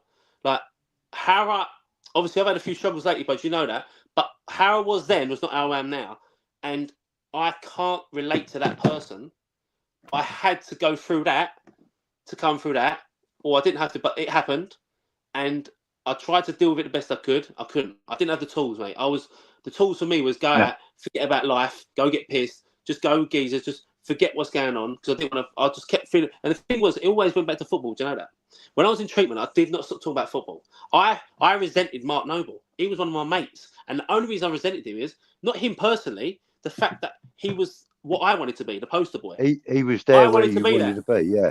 I wanted to do that. I wanted to be my testimonial. When it was his testimonial, I told him it's my testimonial. I said, that's mine, bitch. I said, mine. So I said that even the way I acted towards him in the run up was so bad. Like he asked me to go on it, but he was delaying it. And then I was on Twitter threatening him. But joking, like saying, if you don't fucking give me an invite, I'm gonna release some stories. Ha ha. Not funny, but I thought it was funny. And I was in this madness at the time, by the way. I was drinking a lot and doing this stupid stuff. And I didn't see it like that. And then I said something, you better ring me 1 week, 2 weeks, 1 week. And I said, look, if you don't do it, we're going to fall out, something like that. And then a mutual friend messaged me a day before the game, 2 days before the game. He said, you're playing, but I didn't have confirmation. And then he said, right, do you fancy, you rang me up. I hadn't spoke to him in a while. And I was sitting on a stall in Falls in Dagenham, eating a fucking sandwich out of tinfoil. Like, fuck all. And he's ringing me probably eating salmon and spinach in his fucking luxury gaff. Going, you fancy half hour tomorrow, Monday, Dale, or Sunday, whatever it was? I went, you fucking joking me? And then we started laughing. And then I put on a bit of weight. And I started getting nervous. But then the way I deal with everything is just fucking try and make people laugh. That's how I did then. But I just realised I'm quite naturally funny looking, and also just be a personable person. Be you. Don't change who you are. Well, the thing is, you know, you are exactly what it says on the tin when it comes to being a West Ham boy, born and bred. Like, yeah, man, on our left there, look, you know. I would say that, guys. I think you're too much of a fucking fan. That's your problem. Yeah, that's it. I was fucking obsessed. I told you I was obsessed. I thought Stan Lazaridis was the best left midfielder in the world. I genuinely thought that. I loved him. Good Aussie boy. I thought Steve Potts, if he was taller, he would have had 150 caps for England. And no one could tell me different. I was like, fuck off. No one. Like, I was obsessed with these players. I thought fucking, we had Kenny Brown, we had Pete Butler, we had Mike Marsh. I thought they were brilliant. They were fucking shit. No, they weren't. But West Ham in the 90s were a bad era to watch. Things were bad. But I loved it. I didn't care. Like all my mates were Man United or so. I was like, no, I thought West Ham forever. I was obsessed with it. I could not get more obsessed with it. And see, I was lucky. I came to Australia, geezer, in '87, right? And the 85-86 season was the Cotty McAvenny season. That was probably one of our best seasons ever, where we probably should have won the league. So I left on a good note. Should have won it that year. Got another question for you there, Darren. Did you ever play with a big lad at West Ham called Longolo? Longolo. Longello, isn't it? You might be young. Don't forget, I'm 39, mate. I'm not one of these young kids no more. No. That's the thing. I've got to keep in touch with some of the boys now, because more and more all the staff have gone who I know now. There's like one left. Right. I used to know everyone. I know the team. I know everyone now. So if you want to get tickets and stuff, I don't know fucking no one. So I've got to keep sweet with Mark, because if I piss him off, I'm fucked. It's but I don't know that. Sorry, he might be a bit younger than me. I'm trying to think what era at Longala. I do recognise that name though. Longala. No, for my era, my team, no one got a pro contract. What No about one. Drew Peacock? No, but he's younger than me. I know that he's younger than me. I think. Right. I Okay. don't know. Oh, evening, LTL. Don't start gloating, otherwise I'm going to boot you out. Yeah. He's a Tottenham boy, Darren. He's just got fucking hell. Kudus, so. He's Yeah, actually broke his leg, you know that? a Broke his leg. decent fella, though. He's a decent fella, so Yeah, good Kudus- lad. Good. yeah. Kudus As got on a long plane, as, he as long broke as his there's leg. no gloating Fucked his leg up. going on, Is that mate. for You you? know. Yeah. Love hearing these stories. Just happy. Luke said, "Would love to be good at football, but luckily I am too much of a ladies' man." Oh, I tackled. Oh, Mate, I've seen you, Luke. I know that bollock. Yeah, look. Even Apri Emirates saying, "Let's go on."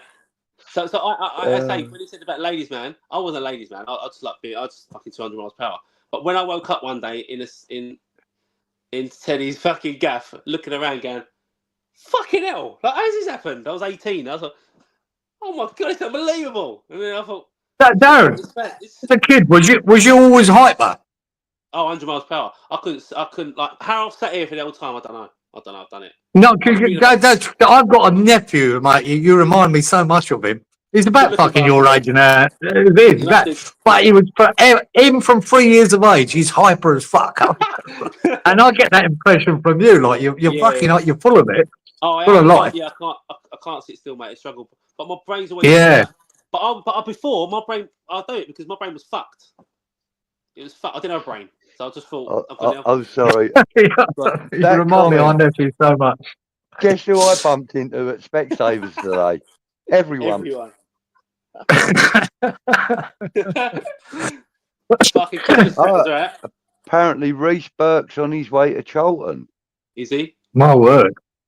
He went. I think he got that move and then it didn't work, did it? But he's from the area. He's from Newham. I think he's from Newham. He's from Newham. According to Harry, playing for West Ham, he's like making love to a beautiful woman. Yeah, yeah, but the only trouble is you got to get past the Dobermans to actually have fun. I know. I got past the Dobermans, but I didn't realise there was a few issues with this woman. There was a few issues. You know. She cheated on me. She fucking cheated on me. She didn't realise it was going to be as hard as it was. But I said overall, I had some fucking good times. Like the arguments, I still think they're funny. Like Kevin Horlock was at West Ham, and he was a pro. And the groundsman, they took obsessed with the ground. Obviously, everything was perfect. And the white line thing, he writ Kev with it. Yeah, in white line, massive, like 10-foot fucking letters. I was 17.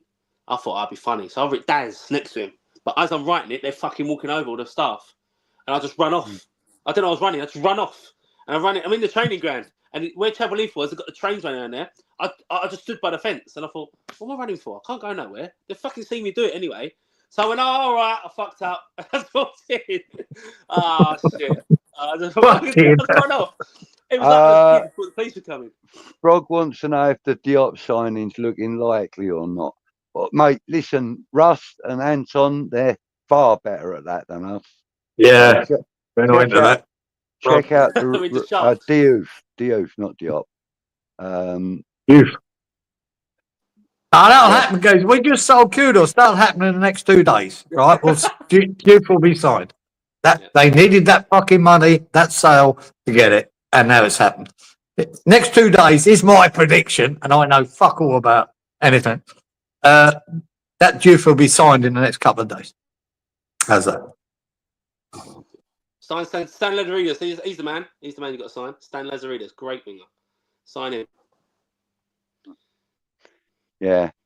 Actually, talking of which, I was going to get the graphic up on screen, but I couldn't find it, of your Hammers 11 that you did with Russ. Right, Stan was in that, wasn't he? I think he was in it. Yeah, I think he should have been. I'm If not, I'll pretty be sure. doing I it. actually watched that, Darren. That's the first time I saw you and knew much about you. Was what that happened? My Hammer's 11, but that was a while back. You done that, didn't Yeah. I can't Yeah. remember who you had.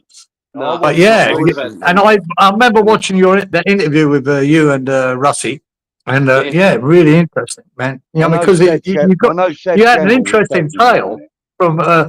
you were basically like all us out of St Bonaventures and East London. Yeah.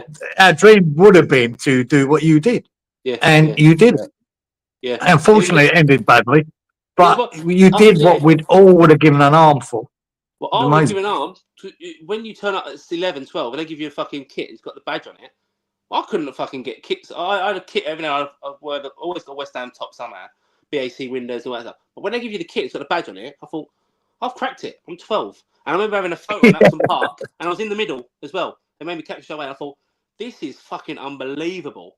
Like, everyone else was bothered. I couldn't believe it. I swear, I couldn't believe it. I couldn't believe it. It just. No, yeah, I can imagine. It would have been amazing. Wow. Scored a couple of goals there. Played a couple of times there. It's all right. Yeah. I'm content with it now. I'm not happy, but I'm content with it. That's why I put Yeah. it. Yeah, and you know, like I said, you know, you got into a place that many thousands of us would love to have been. Yeah. And the fact that you know, taking your time out to spend some time with us, share a few stories and that. Yeah, I really appreciate it. It don't go unnoticed, mate. You know. No. Well, on that, Buzz, I'm going to shoot, yeah, but I'm going to say one thing, mate. Before I go, I want to go. If you want to ask for something else, no problem. Before I go, I want to thank you. I don't want to embarrass you. I want to thank you. Obviously, I'm not going to say what's that, but circumstances happen that led to obviously a relation break. Things have struggled and bits and pieces.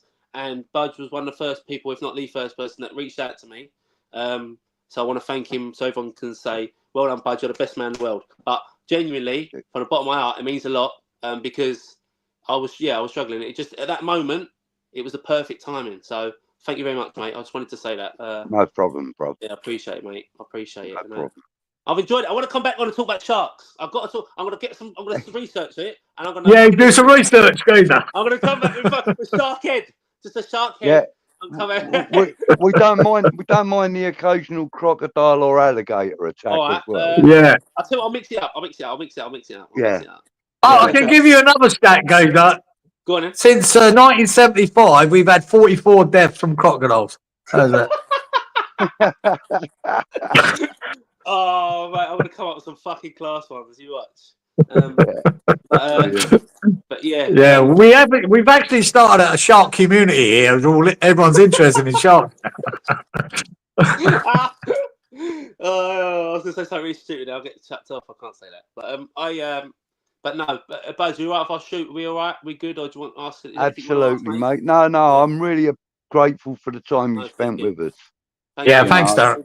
I really enjoyed it. Thanks. Nice to meet you as well. Excellent. And you know, anytime, mate. Anytime. Yeah. Well, I'll be back. I'm telling you, Shark. I'm going to be with Darren the Shark Blewitt. That's it. Darren the Shark Blewitt. He's got a new nickname. Oh, thank you. Got to come in like that. Yeah. It's a big fucking thingy because I've got a massive head. So, but yeah, I'll get on my social media. Please, people start following at West Ham in particular. Instagram, J_kicks3. Just give it a little push. I know it sounds a bit. I'm not really into it. I only started using it 2 years ago. My daughter, I didn't know what. Hang on. What is it? Let me type. J_kicks. Capital J. No, small J _kicks. J_, which is that one. Yeah, one at the bottom. That's it. Kicks3, and then you see all my football stuff. 3, the number. Yeah, number 3. Yeah, and it just helps with the I don't know, fucking whatever the word is. I don't know. I go on there. I go 100 miles per hour. I shout. We have fun. The kids love it, and I do a bit. And believe it or not, I do proper coaching. I love the coach. Like the proper coaching is my favourite. People think, I love it. Detailed stuff. That's how my brain works. Yeah. But I do calm down every now and then, Kir. So is that what we're looking at? But mate, you don't look like you can sleep tonight, Geezer. Oh mate, I ain't slept for about 12 years. No, I just can't. It's just 100 miles per hour. But if I turned the phone round and showed you what's on the chairs, I have got fucking paper everywhere because I write everything down. I swear, I've got 14 notepads. 14. Wow. I've got paper fucking everywhere because I'll write something down. I'll get up and I'll walk to the fucking toilet and I'll start DJing and then I'll start making a toast, a cup of tea and some toast. And then I'll fucking talk to someone. And before I know it, I've flooded the house. I've done something else and I forgot what I was doing at the start. It's just all. I always get there in the end. Yeah, mate, your enthusiasm is infectious, guys. It's Is fantastic. it? Oh, fucking. You're going to fucking. I love it. You're going to go, Budgie, don't let that fucker on. Fucking, just shut up. Now, do you know, when I said to Russ that you were keen to come on and that, he was like, oh, brilliant. Oh, I'll send him a message and let him know, everything's cool. Yeah, Russ did actually. So yeah. said, well, Lovely bloke, yeah. Russ. Well, good bloke. Oh, he is. He's top guy. Yeah, it really is. And which is why, we love doing what we do on here rather than me doing it on my little channel. We do it here because, the people that we talk to, all those guys in the chat, they're the ones that really make it worthwhile, to be fair. Yeah. Absolutely. And having you in tonight has been a treat for them. So I've kind of missed 99% of the chat, Right. but that's kind of like deliberate on a night like tonight when, we're getting stories and, the occasional question for you and that, so, but the chat know we love them. I'll leave you on this. Alan Pardew still can go fuck himself, all right? And that story will come out one day. Oh, I'm with you. And I'm ready to go with legal action. So it's up to him what way he wants it to go. It's up to him, all right? One day we will meet. So, yeah, that's out there now. Fuck him. Anyway, I'm over it. I promise I'm over it. But you're a bit like me because I hold a grudge for fucking 30 years and no problem. No fucking problem. Yeah. I said, I'm you heard it here first. I voodoo dolled him. Right, Darren. Brilliant stuff. No, good man. Darren, thank you very much again. Appreciate it. Thanks, brother. Thank you everyone for listening to my nonsense. Don't worry, mate. I'll kick you out of the studio, so lovely. You ain't got to worry. Love your company, Darren. Love your company, Thanks for that. Well done. Stay in touch. You got my number. I will, mate. And Shark Towels will be out soon. Yeah, no problem. I'm coming for you. Drop me a link for your merchandise as well. Yeah. There it is. There. Yeah. Right. I squeezed it on my head. I will, mate. Thank you. Drop me a link for your merch. All right, cool. Cheers. Thanks a lot. Darren, take care. See you soon. Take care, mate. All the best, brother. All the best, all the best, yeah? Take it easy. All right, yeah, bye. And there he was gone. Nice. That was a really, really nice evening to have him on. Yeah, it was good. Nice lad. What a lovely chat, man. Just top boy. Now that's a West Ham supporter. Yeah. Fucking through and through. Funny how the Shark Watch kind of grips everybody, innit? Like well, at least a minute. The amount of comments about it, I was trying to keep up with them, popping them up on the screen. It was just like rows of shark emojis coming up. It was hilarious. It was hilarious. I mean, if you want, we need another attack this week. That's the trouble. Yeah, Mark's singing happy shark do do do do do do. Now everyone's going to have that in their heads. Oh, right, brilliant. Hey, we ain't really got much else to do to say this evening, really, have we? This morning? No, mate. No, we've we sort of half covered fucking the Kudus sale. That's all we've got in the line. Like I said, I believe that Juve will be in the next couple of days. West Ham news, and that's it, isn't it? Where Kudus is finally gone. Unfortunately, I'd love to have seen him here for another season, bloke. To be honest, but he's gone. He's gone. And I do believe this is a culmination of fucking money, bad transfers, and losses of money, and it bites you in the arse eventually. And this is what it is. That's why we've lost him. That's nothing to do with Kudus. I have no ill will against that boy whatsoever. No. I think this has been bad management, and this is where we're at. And I'm just hoping it isn't more, and that's what worries me.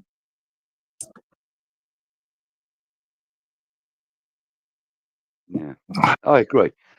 Yeah, basically exactly that.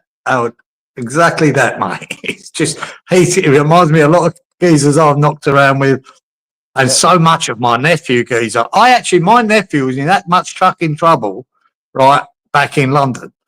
His mum phoned me up and asked me for to take him here in Australia, and he came over for 9 months, geezer, to get away from the fucking trouble he's in there, right? After he had been attacked by serious people and lost half his ear and had 90 stitches in his back from fucking a knife attack. And oh God, he was another one. See when I said to Darren there, you know, you're infectious. My nephew was the same. People loved him here. But he was a fucking night. He was so hyper. He was just everywhere. Yeah. Women fucking fell all over him, mate. But he's a good kid. But he's a good kid at heart, you know, in a big heart. And but he was just so hyper, he get himself into bother. Yeah. Ryan's saying, Cieran, the big question is, are you making your way out to watch a game with me in Brisbane this season? I'll tell you what, I'll make the effort, right? I'll make the effort, guys. I'll take you at the Pig and Whistle, whatever it is. It's not really my thing, going there and watch a midnight fucking game or 1 a.m, but one day, yeah, I will.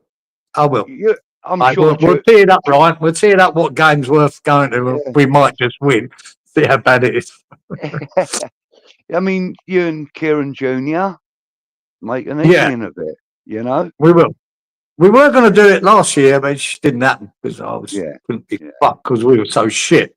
We just didn't want to fucking do it. But yeah, I will do it. Right, we will do it, mate. Luke saying the average age of the on-screen talent has just skyrocketed.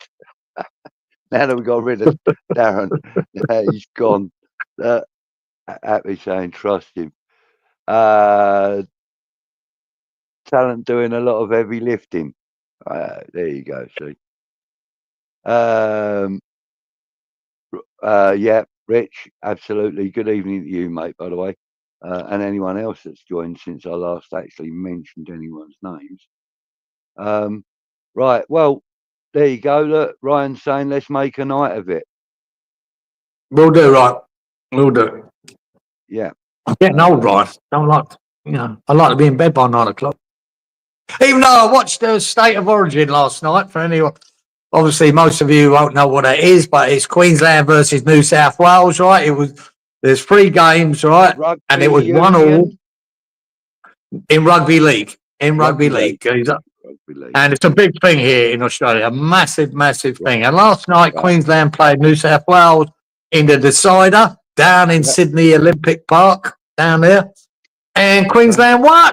Oh, you Queenslander! And Queensland done the cockroaches. So fantastic. That's their nickname, geezer. Oh, is it? Oh, really? Yeah. Yeah, the Queenslanders are, their nickname is the Banana Benders.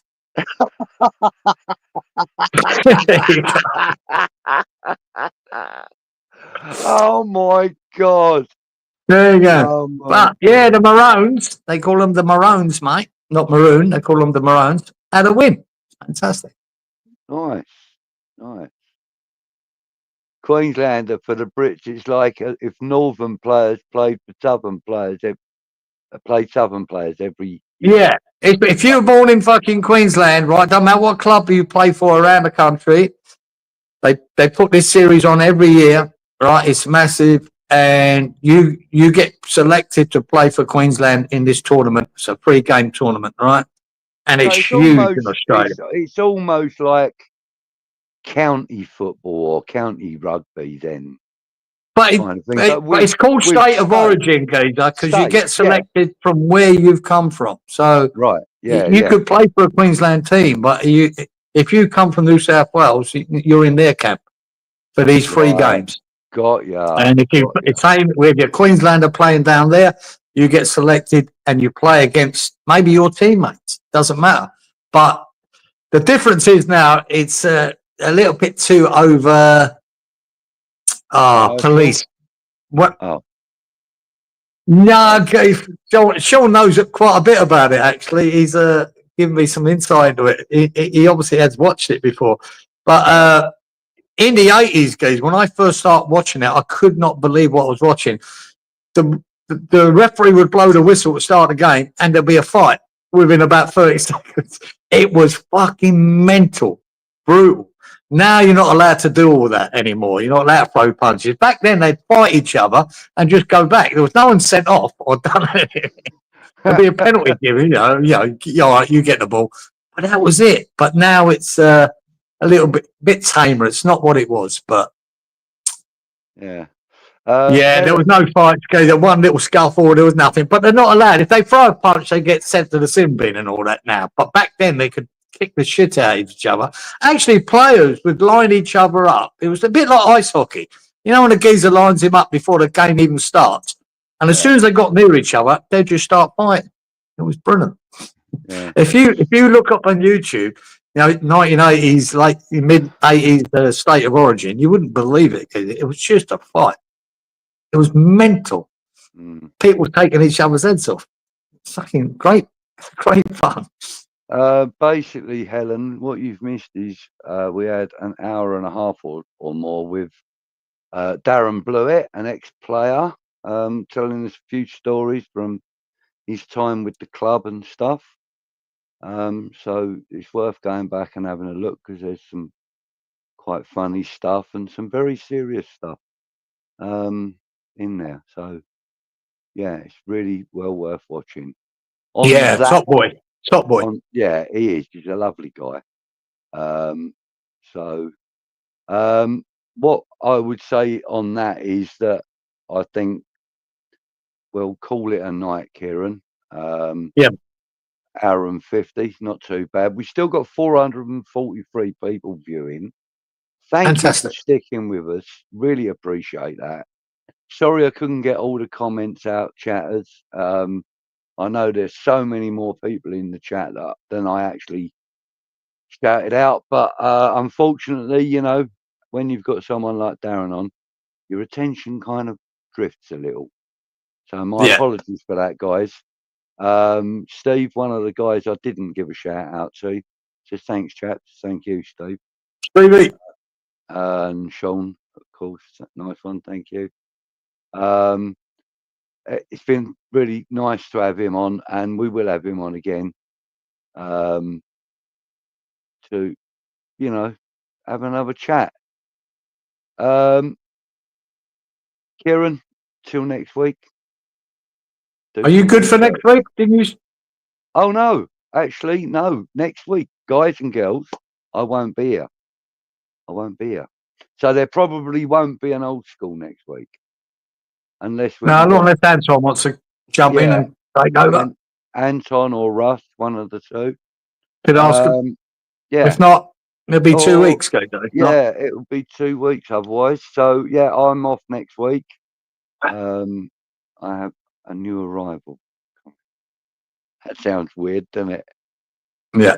I'm not having a child, not having a baby. My girlfriend's arriving from America. So that was good. I'm having a few days off to spend some time. In fact, just send a message, mate, Darren. Well, send me his number, guys. I'd like to send him a message to thank him for tonight. I thought he's really good. It's just he's a heart on a sleeve sort of geezer, isn't he? He certainly is. It all out there.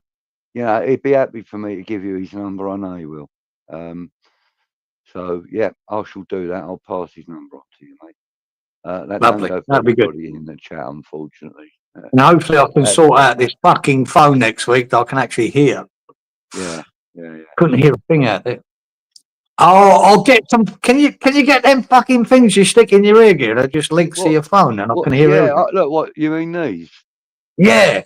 Does that work? Look. Do they work? I bet my phone clicks into them now. But yeah, because they're linked to my phone, and they hook over the. Is that how you do it? They hook I've got to get the boys sort them out for me. Yeah, I think I paid about 20 quid for these ones from B&M. They were designed for Mo Farah, so when he's running, they don't fall off his ears.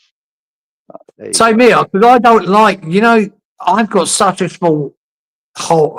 I've got Yeah. such a small hole. It sounds nice, doesn't it? Ear canal.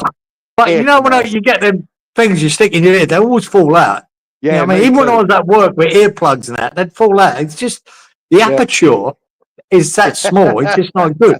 But if I got things on my, hook on my ear, because my ears are big enough, don't worry about that. Yeah. That would be Hang good. That'd probably work better. Let me show you what they look like when they're on my ears. That one. They've got to be big enough to hook around my ears, Geezer. It's fucking huge. Oh, mate, look, they hook over everything. Look, they just Like that. hook behind your ear. Look, Oh, that's perfect, Geezer. and then they point into your ear hole. That's what I want. That's what I need. I've got to get the boy going. Yeah, I have to go to the shop to him and sort that out. I'll for next send week. you. Oh, mate, everybody does them. Or, like, No, yeah. yeah. My boy, I'll find something over the road, mate. But we won't get him Exactly as cheap as 20 quid, but No, that'd be but, good. I mean, like, they were in a shop called B&M. It's Right. kind of like the What? new Woolworths. Do you have to charge them up, Geezer? Is that how it works? Yeah. Charge them up. This box is actually the charging pack for them. Right. That's lovely. That's sorted. Hence the little blue light. Rightio, sir. How comes you don't use them then? I use them. I do, but I can hear better with these when I'm talking to you guys on fair enough. StreamYard. All right. Yeah. Right. Well, All right, boys that'll and be me girls, next week, hopefully. Or whenever we're on. mate. Next Yeah. 2 weeks. And if you want to test them out, you can always give me a WhatsApp call. Test them out. Yeah. You can always do that, Geezer. Yeah. Do that. Yeah. And then that I way will. you'll know whether they work on a call. And this is like being on a Zoom call. So you should have the same reaction from them. Right. All right? Yeah. Right. So, Sort that problem, man. Yeah. So everyone in the chat, thank you very much for joining us. Yeah, cheers, Frog. Really appreciate everything. Really appreciate all your comments, even though we didn't get to most of them. But we appreciate your continued support. Don't forget to hit the like button on your way out. Yeah. We will Leave a comment in the thing below, whatever it is. Yeah. And comment in on YouTube because we will reply. And we will see you in 2 weeks, unless we can get a replacement for me next week. Take care. Right. All done. I'm on your eye. Later, everyone.